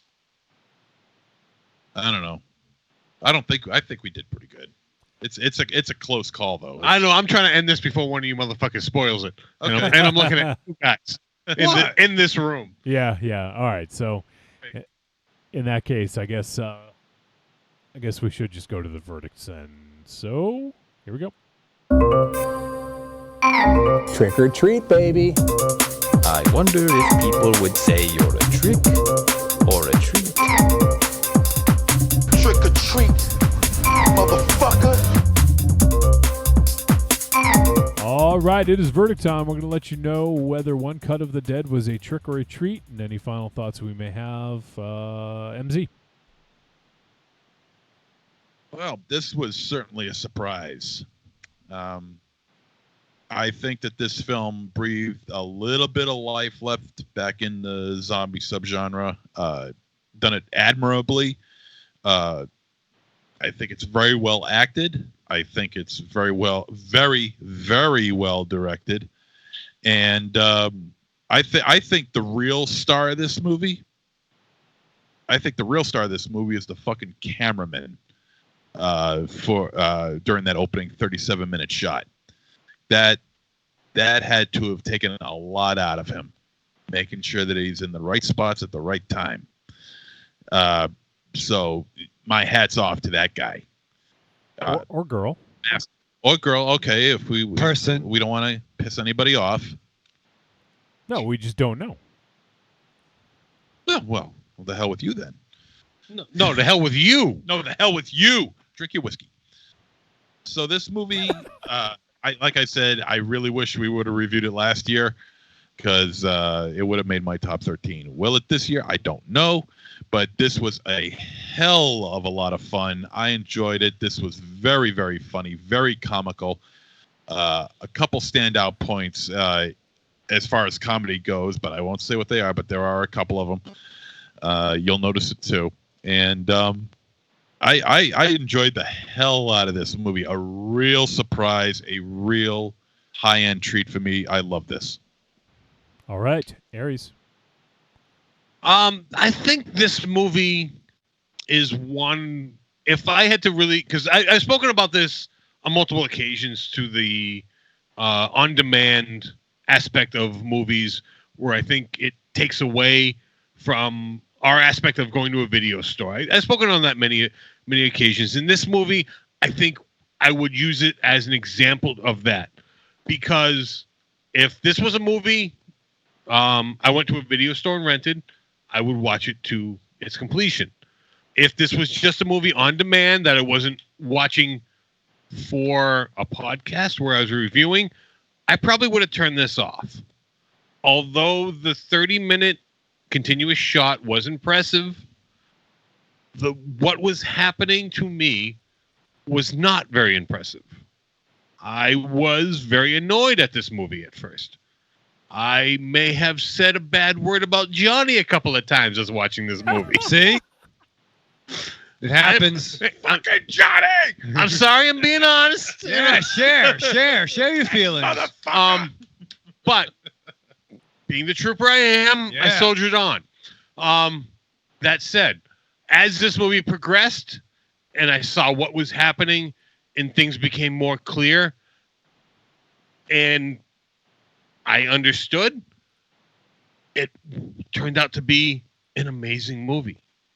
This is an amazing movie.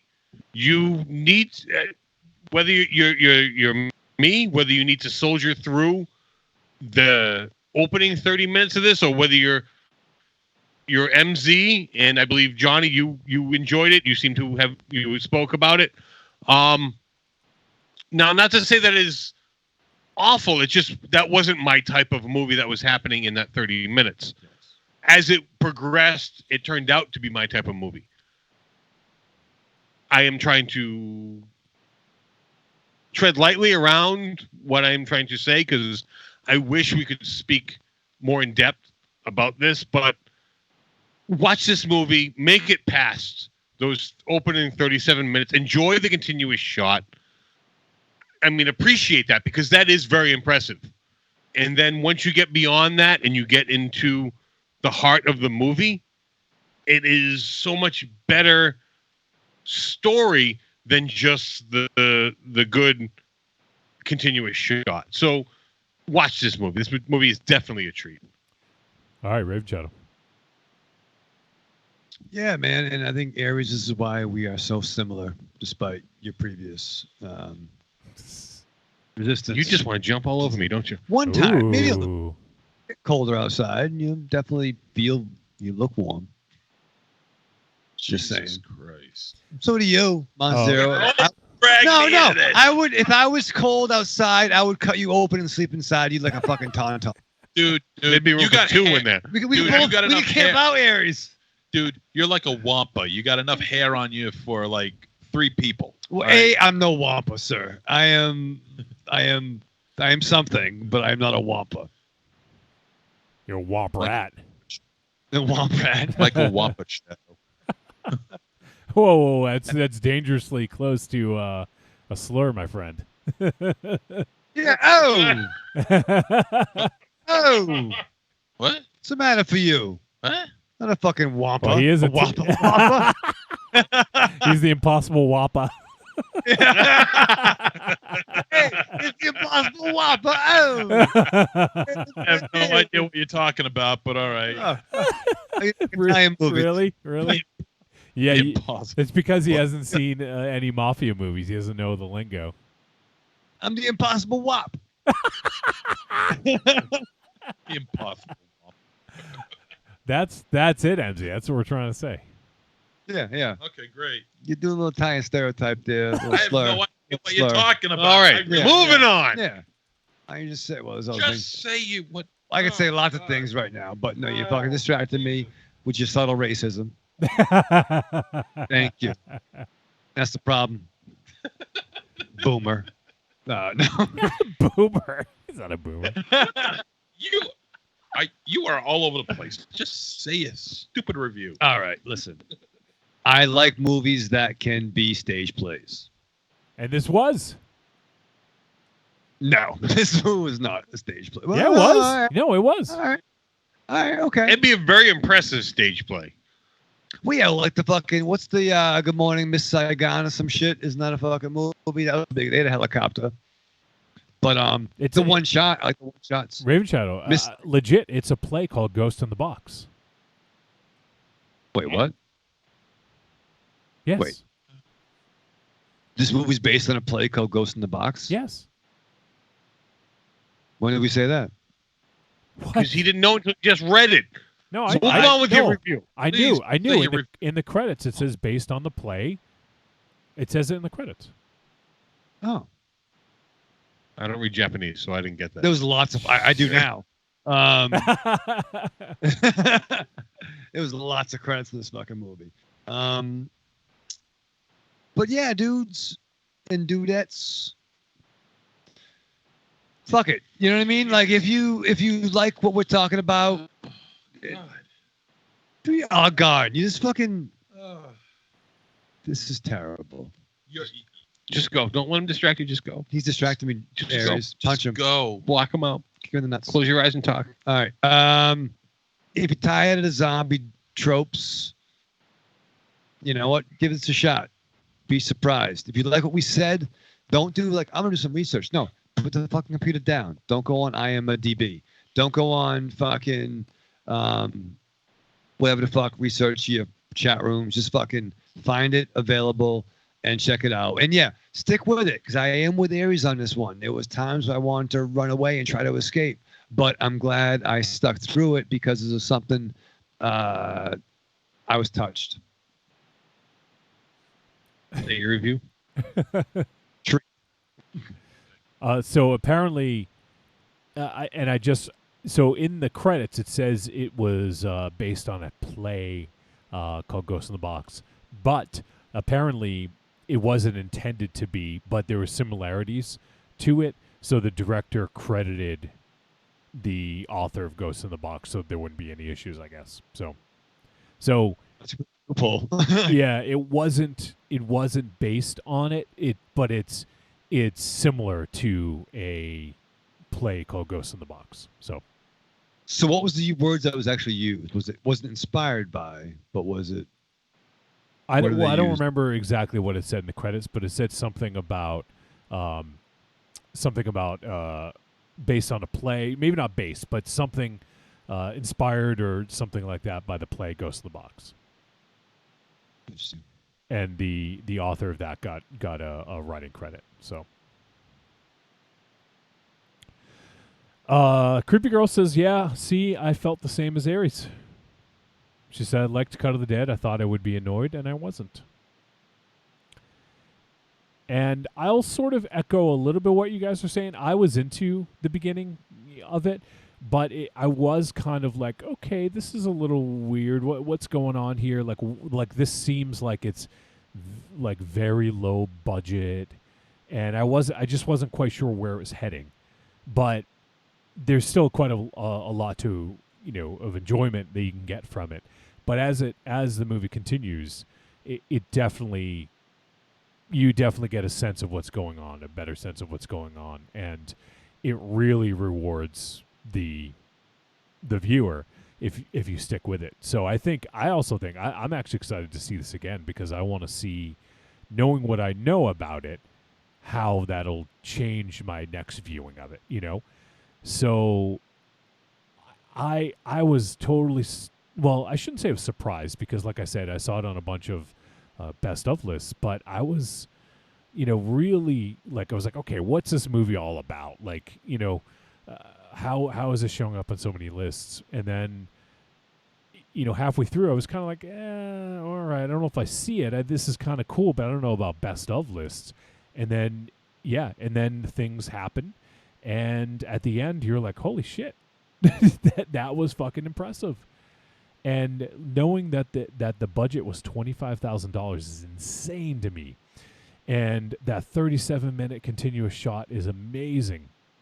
And there's so many good things in this. It's got heart, it's got comedy, it's got some decent horror involved, and this is just a really fucking fun movie. And I think all horror fans should check this out. And go, if you don't know anything about it, go sight unseen. Just watch this fucking movie. It's on Shudder. If you have Shudder, it's essentially like free, so you can watch it there. You can also, I don't know if it's available on DVD or Blu yet, but if it's not, I'm sure it will be eventually. Let me just take a look. One Cut of the Dead Blu. Yeah, so you can get it on Blu. So I don't know if it's I think it might be an import at this point, but you can get it if you have an all regions player. But it's out there. But you can also just get it on Shudder, or also I think you can just get it on VOD. So if you don't have Shudder, it's on Prime Video.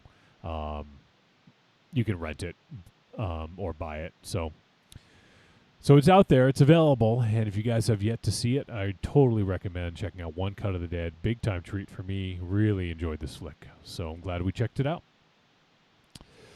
All right, well, that is going to do it for our discussion of One Cut of the Dead.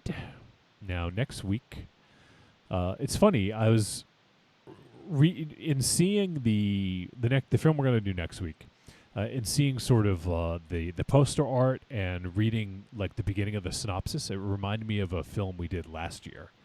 Let me read that, and you guys can see. It's called The Sonata, and a young violinist unravels her long-lost father's past, triggering dark forces that reach beyond her imagination. So it sounds a little bit like The Perfection, right?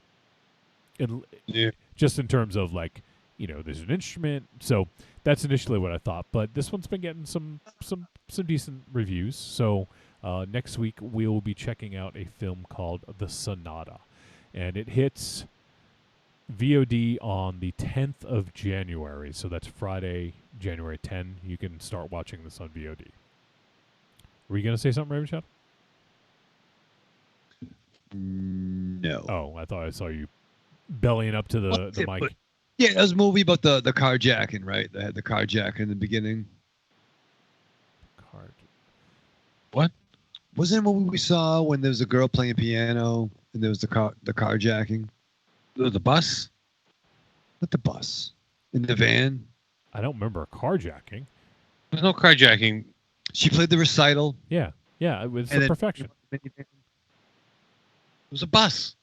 It wasn't a bus. It was the a bus. minivan. It was the No, minivan. It was a bus. It wasn't a city bus because they were out in the middle of nowhere. It wasn't a shitty bus. It was a minivan. It was a bus. Johnny. Well, if you're talking about the one scene where she cuts the person's arm off, is that what you're talking about? No. What was the movie when? It was the one where she took a shit right on the bus, right? Yeah. That's the. She had to go to the bathroom. She was seeing spiders and all kinds of shit. Yeah. What's that movie? I want to see The that. Perfection. The Perfection, No, you what was- dummy. You probably put it on your top 13 list. No, what was the one when the kids they played recital? No, that was They came out and it was the carjacking in the minivan after the recital. It was the one when the girl she left. She went on vacation. The one that was fucking. Not the one about Patrick. Oh my God. Well, fine. All right. Fuck Even yourself. Corny says it was a bus. There wasn't. What bus? There was a bus. What bus? It was. Well, you know what? You keep on saying minivan. Was it a so- large minivan? I mean, I don't know how more I could say minivan. Were there more than 30 people in it? No, what was the no? You motherfuckers, you guys are fucking high. All right, listen. The one when the kid plays the fucking piano. Wait. and You they keep come out- male or female? What? Well, Raven Shadow. The kid. Raven Mom and Shadow. Dad. No. The kid. No. Raven, Girl. What was Raven the Shadow. girl? Raven Shadow, hold on. In The Perfection, it was not a fucking piano. They were playing violin, the viola. Corny's saying it was a bus. Then whatever movie about a buses is not the one I'm talking about. I'm talking about the one when the guy got carjacked and killed like the parents or killed the. No one remembers that. They go outside. I'm trying to remember this. No one fucking remembers that at all. There was the kid was playing the fucking. This is them playing the piano. Playing the piano. Yeah. Like Schroeder from fucking that dude from the program. But no, and then he came in and they was getting pissed. Yeah, because you're wrong. Animals can sense judgment. Okay. All right. Well, I don't know. Johnny said something. I went down a memory lane, and apparently I'm wrong. And we saw a lot of bus movies this year. Was it called Speed? Well, how many minivan movies did we watch? Not enough. Was that the van driver? Oh, yeah, showing up an image. Take off the fucking glasses. Look at this guy. Wow. No. He's driving a bus. Down your glasses. No, motherfucker, mini fucking van. I don't know how much more. Oh my God. Obviously, you need to give us something more than mini fucking van. All right, minivan. A girl was playing the piano. Right. Parents got hijacked. I think it was the one when the girl had the movie that had. I'm digressing. What else? Sorry, What else John. happens in this movie? I think it was the one that Robert Patrick was in. It was Tone Deaf. I don't remember that. Not saying it didn't happen. I just don't remember. I mean, I remember Tone Deaf, but I don't remember that. Because remember the whole gimmick was that her friend's like, "You're really good," and she played piano bad. Yeah. I remember that. Okay. I remember that. And then she went in, and I think her parents were killed, like a weird, like Bruce Wayne type origin. It was carjacking. I'm not sure how we got here, but I don't fell in a remember fucking hole. I don't remember the carjacking. Because I get Aries yelling fucking bus in my ear, like I'm fucking bus in a fucking I Spike don't Lee bus. Yeah. I don't remember carjacking. I remember the piano in Tone Deaf. I remember everyone placating to her because she wasn't very good at it. But the guy robbed. They went to go in it, and it was like, oh, you did a really good fucking recital, and they went in there, and the dude fucking jacked the fucking. No. That I don't remember. Did you watch the movie? That's good coming Wow. from you. Yes, That's I did. good coming from I must you. have fell asleep watching that. Yeah, well, I watched that movie. You know what? Knowing your memory, you're like mixing like 5 movies together. Yeah. And they're probably from 3 years ago. Yeah, did Manbull show up? Was Randy there? Wait, Marion says, ooh, yeah, she was terrible. Her mom saved her. Thank you, Marion. I don't know. Our boy, formerly known as Tim from Korea, he popped in the Facebook chat and he said, best film of 2019. He was talking about One Cut of the Dead. Wow. He said her mom's side piece got killed. Oh, that was that dude. Well, I remember Tone Deaf. It had the hippie mom with the 20-year-old kid who's like. Yeah. I don't remember. But what? Now I don't even remember why we're even talking about it. Well, because he was mixing up the perfection with this. I'm sorry. But why were we even? Why did it come up? I don't know. I'm into penis.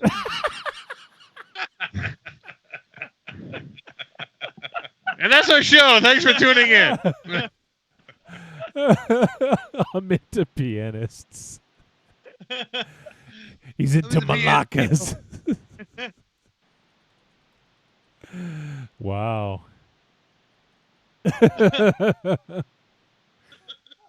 don't know where to go from there. Q Buster. We already did. You can only go up from there. Yeah. All right. So, yes, next week, we're not talking about perfection. We already did that. We're talking about the Sonata. So, once again, the Hyundai Sonata, yeah. So, once again, it'll be available on VOD on Friday, January 10th. So, you can check that out. If you want to go ahead and join us next week and you want to leave your thoughts, send a voice message or an email, podcast@trickortreatradio.com. All right. So, what else we got? We got a couple voicemails from Creepy Girl. I think that's it. I don't think we got any others. Let me just double check. Nope. And Evil Corny wants to know, is Raven Shadow pitching a film? Fucking trying, bro. Pitching a tent. Ooh. And Creepy Girl says, I love Tone Deaf. Thank you. She knows what I'm talking about. Thank you. I love Tone Loc myself. Yeah. But. All right, so let's play some voice messages. So first one is from Creepy Girl. Hey guys, Creepy Girl here. My life's been kind of in an uproar, so you haven't heard from me in a while. But recently, you guys reviewed 2 movies that I really, really liked, and you guys weren't very nice. And I just want to say before I start, I respect your opinion. You have every right to your opinion, but I just want the folks out there to hear my side of it, because I really love these films, and I think maybe some people might miss out on them if they just go by what you guys said. Oh man, my phone's messing up. Okay. So anyways, the first one was Boar. I really loved Boar. I mean, it's a very simple film, and you guys kind of overanalyze things, I think. I mean, I didn't have a problem with Mosley playing the dad. I think he did a good job. You were talking about the CGI and how bad it was. There was barely any CGI in it. There was one part where he was running, and then towards the end, and that was the only CGI. You guys even yelled at MZ saying, oh, what puppetry? The whole thing was puppetry. It was, like a big boar they were maneuvering. My phone's making all these noise. But, yeah, I really liked Boar. I thought it had some great comedic stuff in it. You guys didn't even mention Bernie singing Vanilla Ice. That was like the best part. And you said there were no surprises. There was like a million times when that boar came out of nowhere and killed people. There was a lot of surprises. I mean, it wasn't anything different than any other creature film, maybe, but it was a good film. I thought it was fun. Like, it's kind of movie, you have a couple beers and you watch with your friends and you make fun of things. There was one part in the movie that I kind of critiqued. There was a point where Bernie had the gun and he was running with the girls and the son. And when the boar attacked and the son fell, he had the gun in his hand, but yet he never used it. And then he threw the gun down to go pick his sister up. And I was like, why the F would you do that? So that was the one part of the movie that I critiqued. But I love seeing all the actors that were in it. And I love seeing all the characters and how they developed in the comedy they had. I thought it was a fun film. Fun film. And it's just one of those you hang out with your friends and you watch. All right, Creepy Girl got cut off there, but there is. Do you guys have anything to comment on before we go to part 2? And to be fair, Creepy Girl, yes. Bernie singing Ice Ice Baby was pretty fucking dope. Yeah. And like for a minute, I'm like, oh, this is fucking Queen. I'm like, nope, they're going all ice on this one. Yeah. I can't believe we forgot. Do do do do do do do. Do do do do do do. Yeah. There's an extra do. Right. Yeah. Din. That Suge Knight fucking took. But no, yes, that was very funny, but I liked the cast. I like the cast in the picture. And that's it. I'm saying, well, you know what? I mean, I was one of the guys that liked this movie. So, yeah. I mean, well, as far as what she was like saying, like critiquing about our review, like I was on the positive side of most of what you're saying. You were. Well, I mean, as far as the surprises, it's not really surprises. Like, you know, she's saying there were surprises, but it's almost like playing that slap hand game where you know it's coming. It's just waiting for it. I mean, it's right. Is it really a surprise if it's just, you know, you're tensing up? I know it's coming. There it is. You know, it's just, and it's not really a surprise. It's more of just like a shock. Like wait for it. Yeah, over anticipated jump scare. Okay.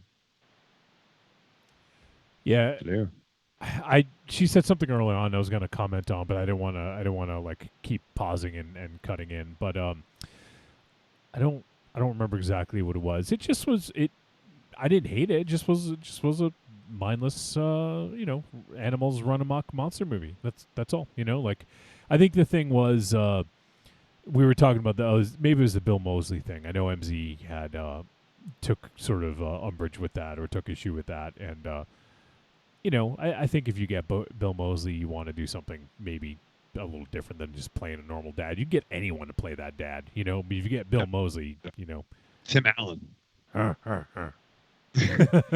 like that was like Boar, the way he showed up, it's almost like he could be like the land shark in Saturday Night Live. You know, like land shark, rabid boar, big pig. I'm only a pig man. Just a pig. Little Hamlet. Little Hamlet. That's some pig. That's me. I'm Boar. So Creepy Girl says, yes, Aries, you did say you liked it. And she said, I jumped a few times. I mean, I guess, that's a matter of, you know, opinion and, you know, what or type engagement. of person you are, whether you like that type of jump scare. I personally don't like the jump scares in movies. You don't surprise Aries in real life or in movies. Yeah, that's the thing. I don't like the jump scare. I prefer the slow build. I would rather create the tension. So, I mean, being the tension type of guy, that this movie is not my type of movie, because you cannot build tension with fucking Boar. Yeah. I mean, it attacks or it doesn't. Yeah, not a lot of like stealth boars out there. Yeah. Ninja boars. Well, let's go to Creepy Girls part 2. Okay, hopefully the part 1 went through. This is part 2. Yeah, so I was talking about Boar. I loved Boar. It's fun. It's one of those you watch with your friends. I don't know if that part came at the end. The other movie, which I was really impressed with, was I Trapped the Devil. That movie had it was so weird. Like, I've never seen a film like that. It was so mesmerizing, and you were so anxious, like you didn't know what was going on. And it's one of those movies that really makes you think, like, you know, if you have a family member that's living alone and been through trauma, whatever, and you think they're going crazy. I mean, in this world, who's the only person you believe above anybody else? And that's your family. You know, you trust your family, you believe your family. I mean, for the most part, you know, you always have the black sheep, but, you know, and they're telling you something that's unbelievable, but it's, you know, it's your brother and he's telling you this is the truth. Do you believe them? Do you think they're going nuts? I mean, And it just, the whole time you're watching the movie, it's like you don't know what's down there. You don't know who's calling on the phone. You know, it's just the tension builds and builds. And then they have that score, that background music that just is like, it like put me in a trance, I felt like I've never watched a film like that. And it is slow, kind of, I mean, it's slow moving, but the tension is there. Like the tension is there through the whole freaking movie. And the ending I thought was crazy. I mean, I'm one of those people that I don't like it when things aren't explained, but I really want to go back and watch that film again because I feel like I missed things. And there is, you know, an underlying meaning, and you should know why what happened at the end happened. But I mean, I would give I Trapped the Devil, definitely give that a watch. It's just something very different from other films, and it really gives you an uneasy feeling, and I don't know how to explain it. You just have to watch it. You got to turn the volume up, and you got to be in the dark, and you got to watch it. And it's I don't know. It was mesmerizing to me, and I just felt that tension the whole time, trying to figure out what was locked in that basement. But I really liked that movie, and I respect y'all's opinion that you didn't. But I just wanted to let people know out there are some of us that really love those two films. Okay, bye. Love ya. I think that's all the time I got. So I think the thing I remembered is that in her first message she said that people might not watch the movies because we give it a bad review. And the one thing I'll always say is like, I think we've gotten better at this. Is that I don't think we really tear a movie apart unless it like there's just zero redeeming qualities, or if someone completely phones it in. So, I don't know that we completely tear movies apart. I think at one point in time, maybe we were a little bit harsher than we are now. See, Dear God, No, episode, 78 or something like that? Cause and effect, to be fair. I mean, there's some things that Sure. strike a chord. Sure. But, hopefully no one would listen to our review and be like, oh, I gotta skip this. Because I think we said, I mean, I don't remember what everyone said, but I know I said about Boar that this was what I expected it to be. It's animals run amok, and it didn't do anything different, and that's fine. If that's what someone wants, then absolutely, like, check it out. I would never say don't watch this unless it's Mick Garris's segment in Midnight Cinema, which was completely phoned in and terrible. But other than that, like, I think every film has redeeming qualities. The fact that that it's made and we're even talking about it is a cool thing. So, hopefully, I understand, Creepy Girl. You probably, we're not busting on them and and just telling people not to watch them. Hopefully, people take our thoughts with a grain of salt, and if it may not be the movie for us, maybe it's the movie for you. And for instance, Aries didn't like I Trapped the Devil, but he liked Boar. So I mean, different strokes for different folks, And I mean, there were aspects of I Trapped the Devil that I did like. My big problem with it is it wasn't, I don't think, a well thought out movie. I feel the fact that it was a new director, if it was a student film, this would have been amazing. But the fact that it was, supposed to be lack of a better term, a real movie, a released movie, that there was things that weren't well thought out, and it just didn't zig and zag like I was hoping for. There were some periods of tension. Creepy Girl did mention there were periods of tension. I did feel that there were periods of tension, but it wasn't enough to make it a good movie for me. It was very just point A to point B, very just formulaic. Too much for me to enjoy it. Which one, Boar or the I Trapped the Devil? Oh, yeah. I enjoyed Boar for what it was. Yeah. I Trapped the Devil, I thought should have been more. And what Devil for me was, it's not that movie's fault that I wanted something different. Yeah. So it wasn't. It was me. It was all on the Raven Shadow side of the table. And Creepy Girl says, yes, I agree with you. It's just we were on such opposite sides of the fence. I wanted them to hear the side of someone who loved it. And absolutely, like, I love that. And I want people, if people don't agree with us, I want them to take us to task and say, you're fucking wrong. This movie was awesome. Or this movie sucked and you guys loved it. You know, like, not the final word on it. Oh, yeah, yes, please call in and disagree with these guys all you want. Hey, not you, though. No, just you guys. Oh, fine. Great.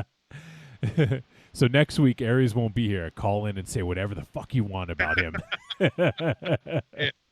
Fuck him. But I legit, you know, but I do love that, and I'm glad that you did call in Creepy Girl because, yeah, absolutely. Like, I think that, you know, it's important to hear different sides of the coin, and if we didn't like something, but you do, and you really want to go to bat for that, fucking call in, cut a promo wrestling style, say we're fucking wrong, we're a bunch of fucking idiots, and tell us why. You know, we'll I'll see you at the Providence Civic Center next weekend.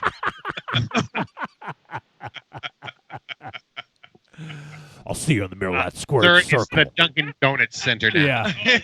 I'll see you in the squared circle at Dunkin' Donuts Center, brother. I'll see you at the Cow Palace. Oh, shit. Evil Corny says... No, thank you. Go ahead, Raven Shadow. Go ahead. I was like, thank you very much, Creepy Girl. Thank you for hanging out with us on a Tuesday night. And good luck. I know things are crazy right now, but thanks for hanging and debating and discussing films with us. Yeah, thanks, babe. 0. Jesus. Evil Corny says, Birdemic, Wolfie? I've actually never seen Birdemic, so I don't know. Oh, my God. You've seen it, MC, yeah? Oh, yeah, I've seen it. And? Yeah, it'll change your life. I expect for the better? No, not for the better. No, not for the better. Not for the better. Definitely not. It's a life changer. Believe me. You're gonna wash your eyes out with bleach after you watch that. But it's amazing at the same time. Oh my God. Creepy Girl says, if I haven't seen a film you review and you all hated it, I probably wouldn't watch it. But if someone else said they loved it, I may watch it. She says, I would never say you're wrong. Opinions are I would never say you're wrong. Opinions are opinions. So, yeah. That's right.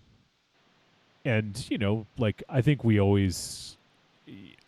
very rarely say avoid this film, if ever. You know, I don't know that we've ever even said something like that. There have been very few films where we all don't like it. Yeah. I think I Trapped the Devil was one of the... Well, actually, I don't know. I'm trying to go back and see. Everyone didn't like that one? I was trying to remember. I think I we might... were all close. I might have went on the side of Treat, if I recall correctly, just because I thought it was interesting, but it didn't do enough. So... But then again, like, I mean, we all know the infamous Dear God No discussion and our thoughts on that. But I still want to see what Frankenstein created bikers or wherever the fuck the next joint was. Yep. It was called.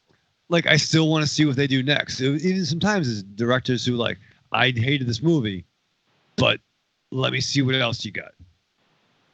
Yeah, and if anyone wants to go back and listen to Dear God No review, episode 76, way back. That was like in year 2. Yeah. So that was a long time ago, but that was yeah. That was either the high point or the low point. I'm not sure yet. Yeah. I don't know. Definitely a Charles Durning point. Yeah. God, no. So, well, that is it for voice messages. So we appreciate you taking the time, Creepy Girl, to send us some messages and let us know your feelings. And once again, if anyone else out there, if you guys disagree with what we have to say, if you agree, if you're, you want to take a stance and tell us we're wrong, or tell one of us, just, we'd love to hear it. And I think that's the thing, is that this is all about everyone's opinions and allowing people's opinions to be heard. So we're never going to bust on someone for not liking something we like, or liking something that we didn't. So yes, by all means, let us know. We're open-minded people. Creepy Girl says Frankenstein Created Bikers is good. Really? Now I really got to see it. I'm fucking fascinated. It came out like 3 years ago or 2 years ago, something like that. I don't think it got an official release. I think he just did it through his like crowdfunding. James Bickert. We're gonna get him on the show. No, we don't. I'm gonna look to see if it's available. There's a reason why we call the worst movie in our year-end show the Dear God No Award winner. There's a reason why it's called that. But okay? I think it's your reactions what caused that. Like, I would think that the dude, like, to have that reaction. But at the same time, the title of the movie fits the worst movie of the year so perfectly. Dear God, no! Yeah, that's it. Exactly. Exactly. Oh, you were so. That was my reaction to Dear God No. Normally we're like, oh, I think it's a trick. I think it's a treat. This is MZ. Trick! Play that Dear God No one. It's Dear God No! Yeah. Surprised we didn't get kicked out of my apartment. I don't know. Yelling. Small apartment too. Like, oh God. They heard that in the next building. Yeah. It's fucking Wednesday again. They're coming over. This sucks. I mean, yeah, the sexy dicks were cute for a minute. That's another one from that review. Oh, shit. Yeah, sexy dicks were cute for a minute. That was, yeah.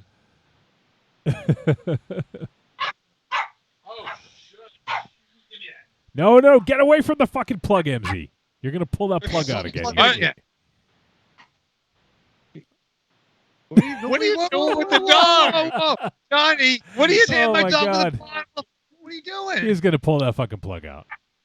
What are you doing? Wow, that's kind of getting this. Oh.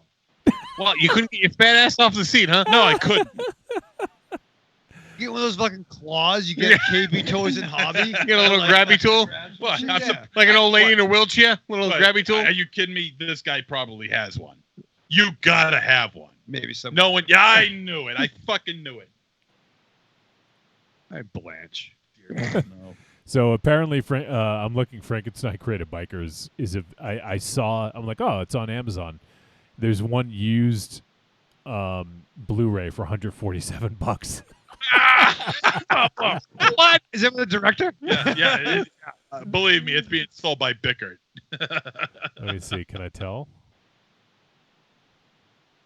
I don't know if it doesn't say who's selling it. Usually it does, but it doesn't say. Bucks.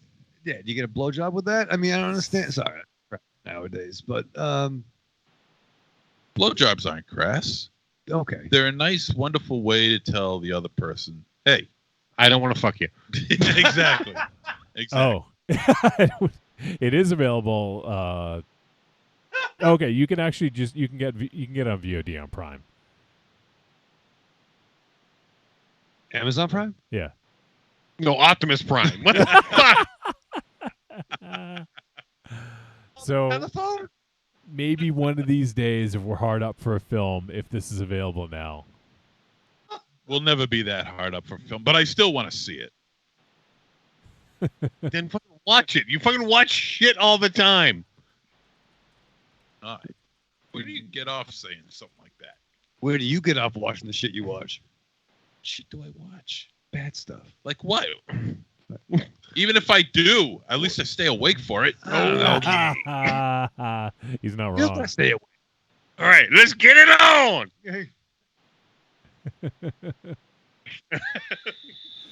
All right. Well, I think we're done. Yeah, that's fair. What do we do? So Aries is going to be gone next week. Do we know anyone to take a spot live in studio?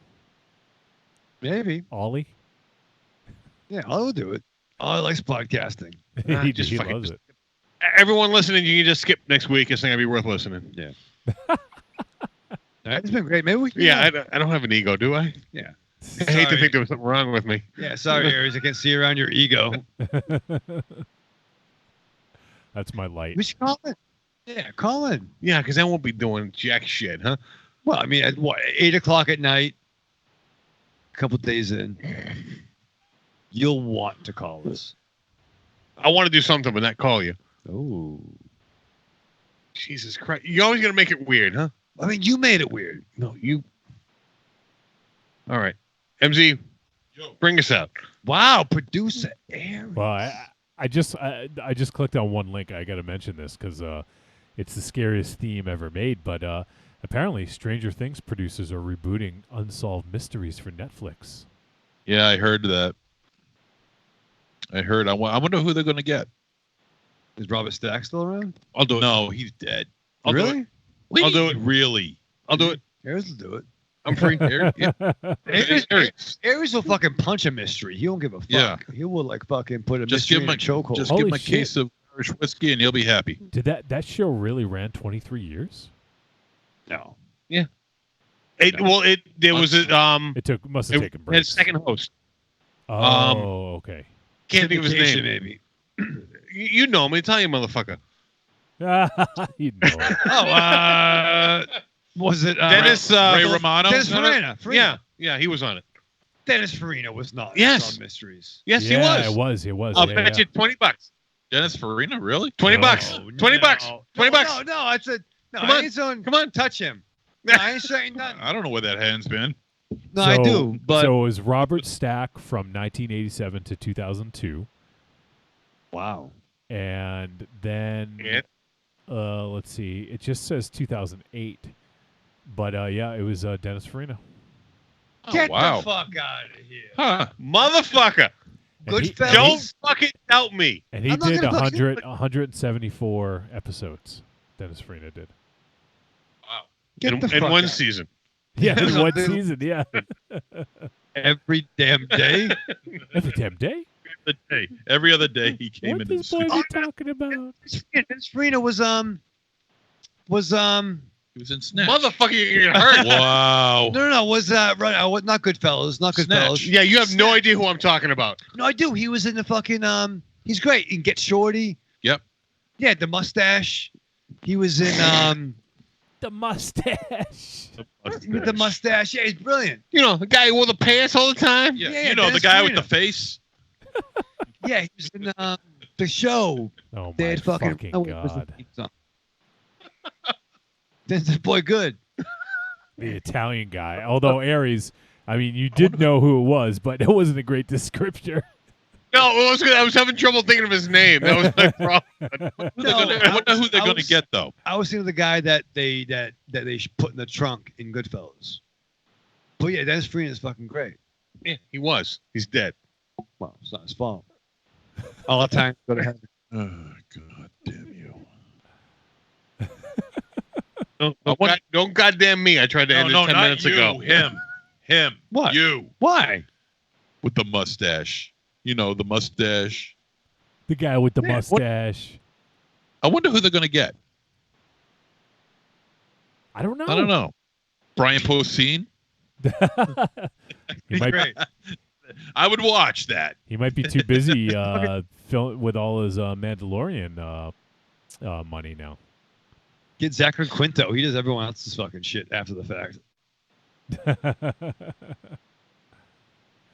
All right, so I think we'll end on that. So let's go around the room and say goodbye, starting with MZ. Arrivederci, douchebags. Aries? Hey, forget about it. Rave Channel? Trying to say forget about it? Yeah. Live fast, love hard, die with your mask on. All right, Aries. What? Top of the morning to you. Aries, enjoy your trip, your long drive down to Florida. Should be fun. I'm not going to enjoy that at all. I'll blow up my horn when I'm driving past you. I'm not exactly sure where you are, so it'll be through the whole goddamn state. That's fine. I'll keep an ear out for you. All right, so we'll be sans Aries next week, and we'll try our best, Aries. We'll try our best without you, but we'll see what we can do. Yep. But we're going to be talking. Yeah, pray for us. Pray for Raven Shadow. Hey. But we will be doing the film The Sonata. If you guys want to check it out, it will be available on VOD starting January 10th. And, well, that is it. So we appreciate you guys tuning in. Appreciate Creepy Girl for the feedback. And we will see you next week. So from the castle and from the lair, we'll see you guys next week.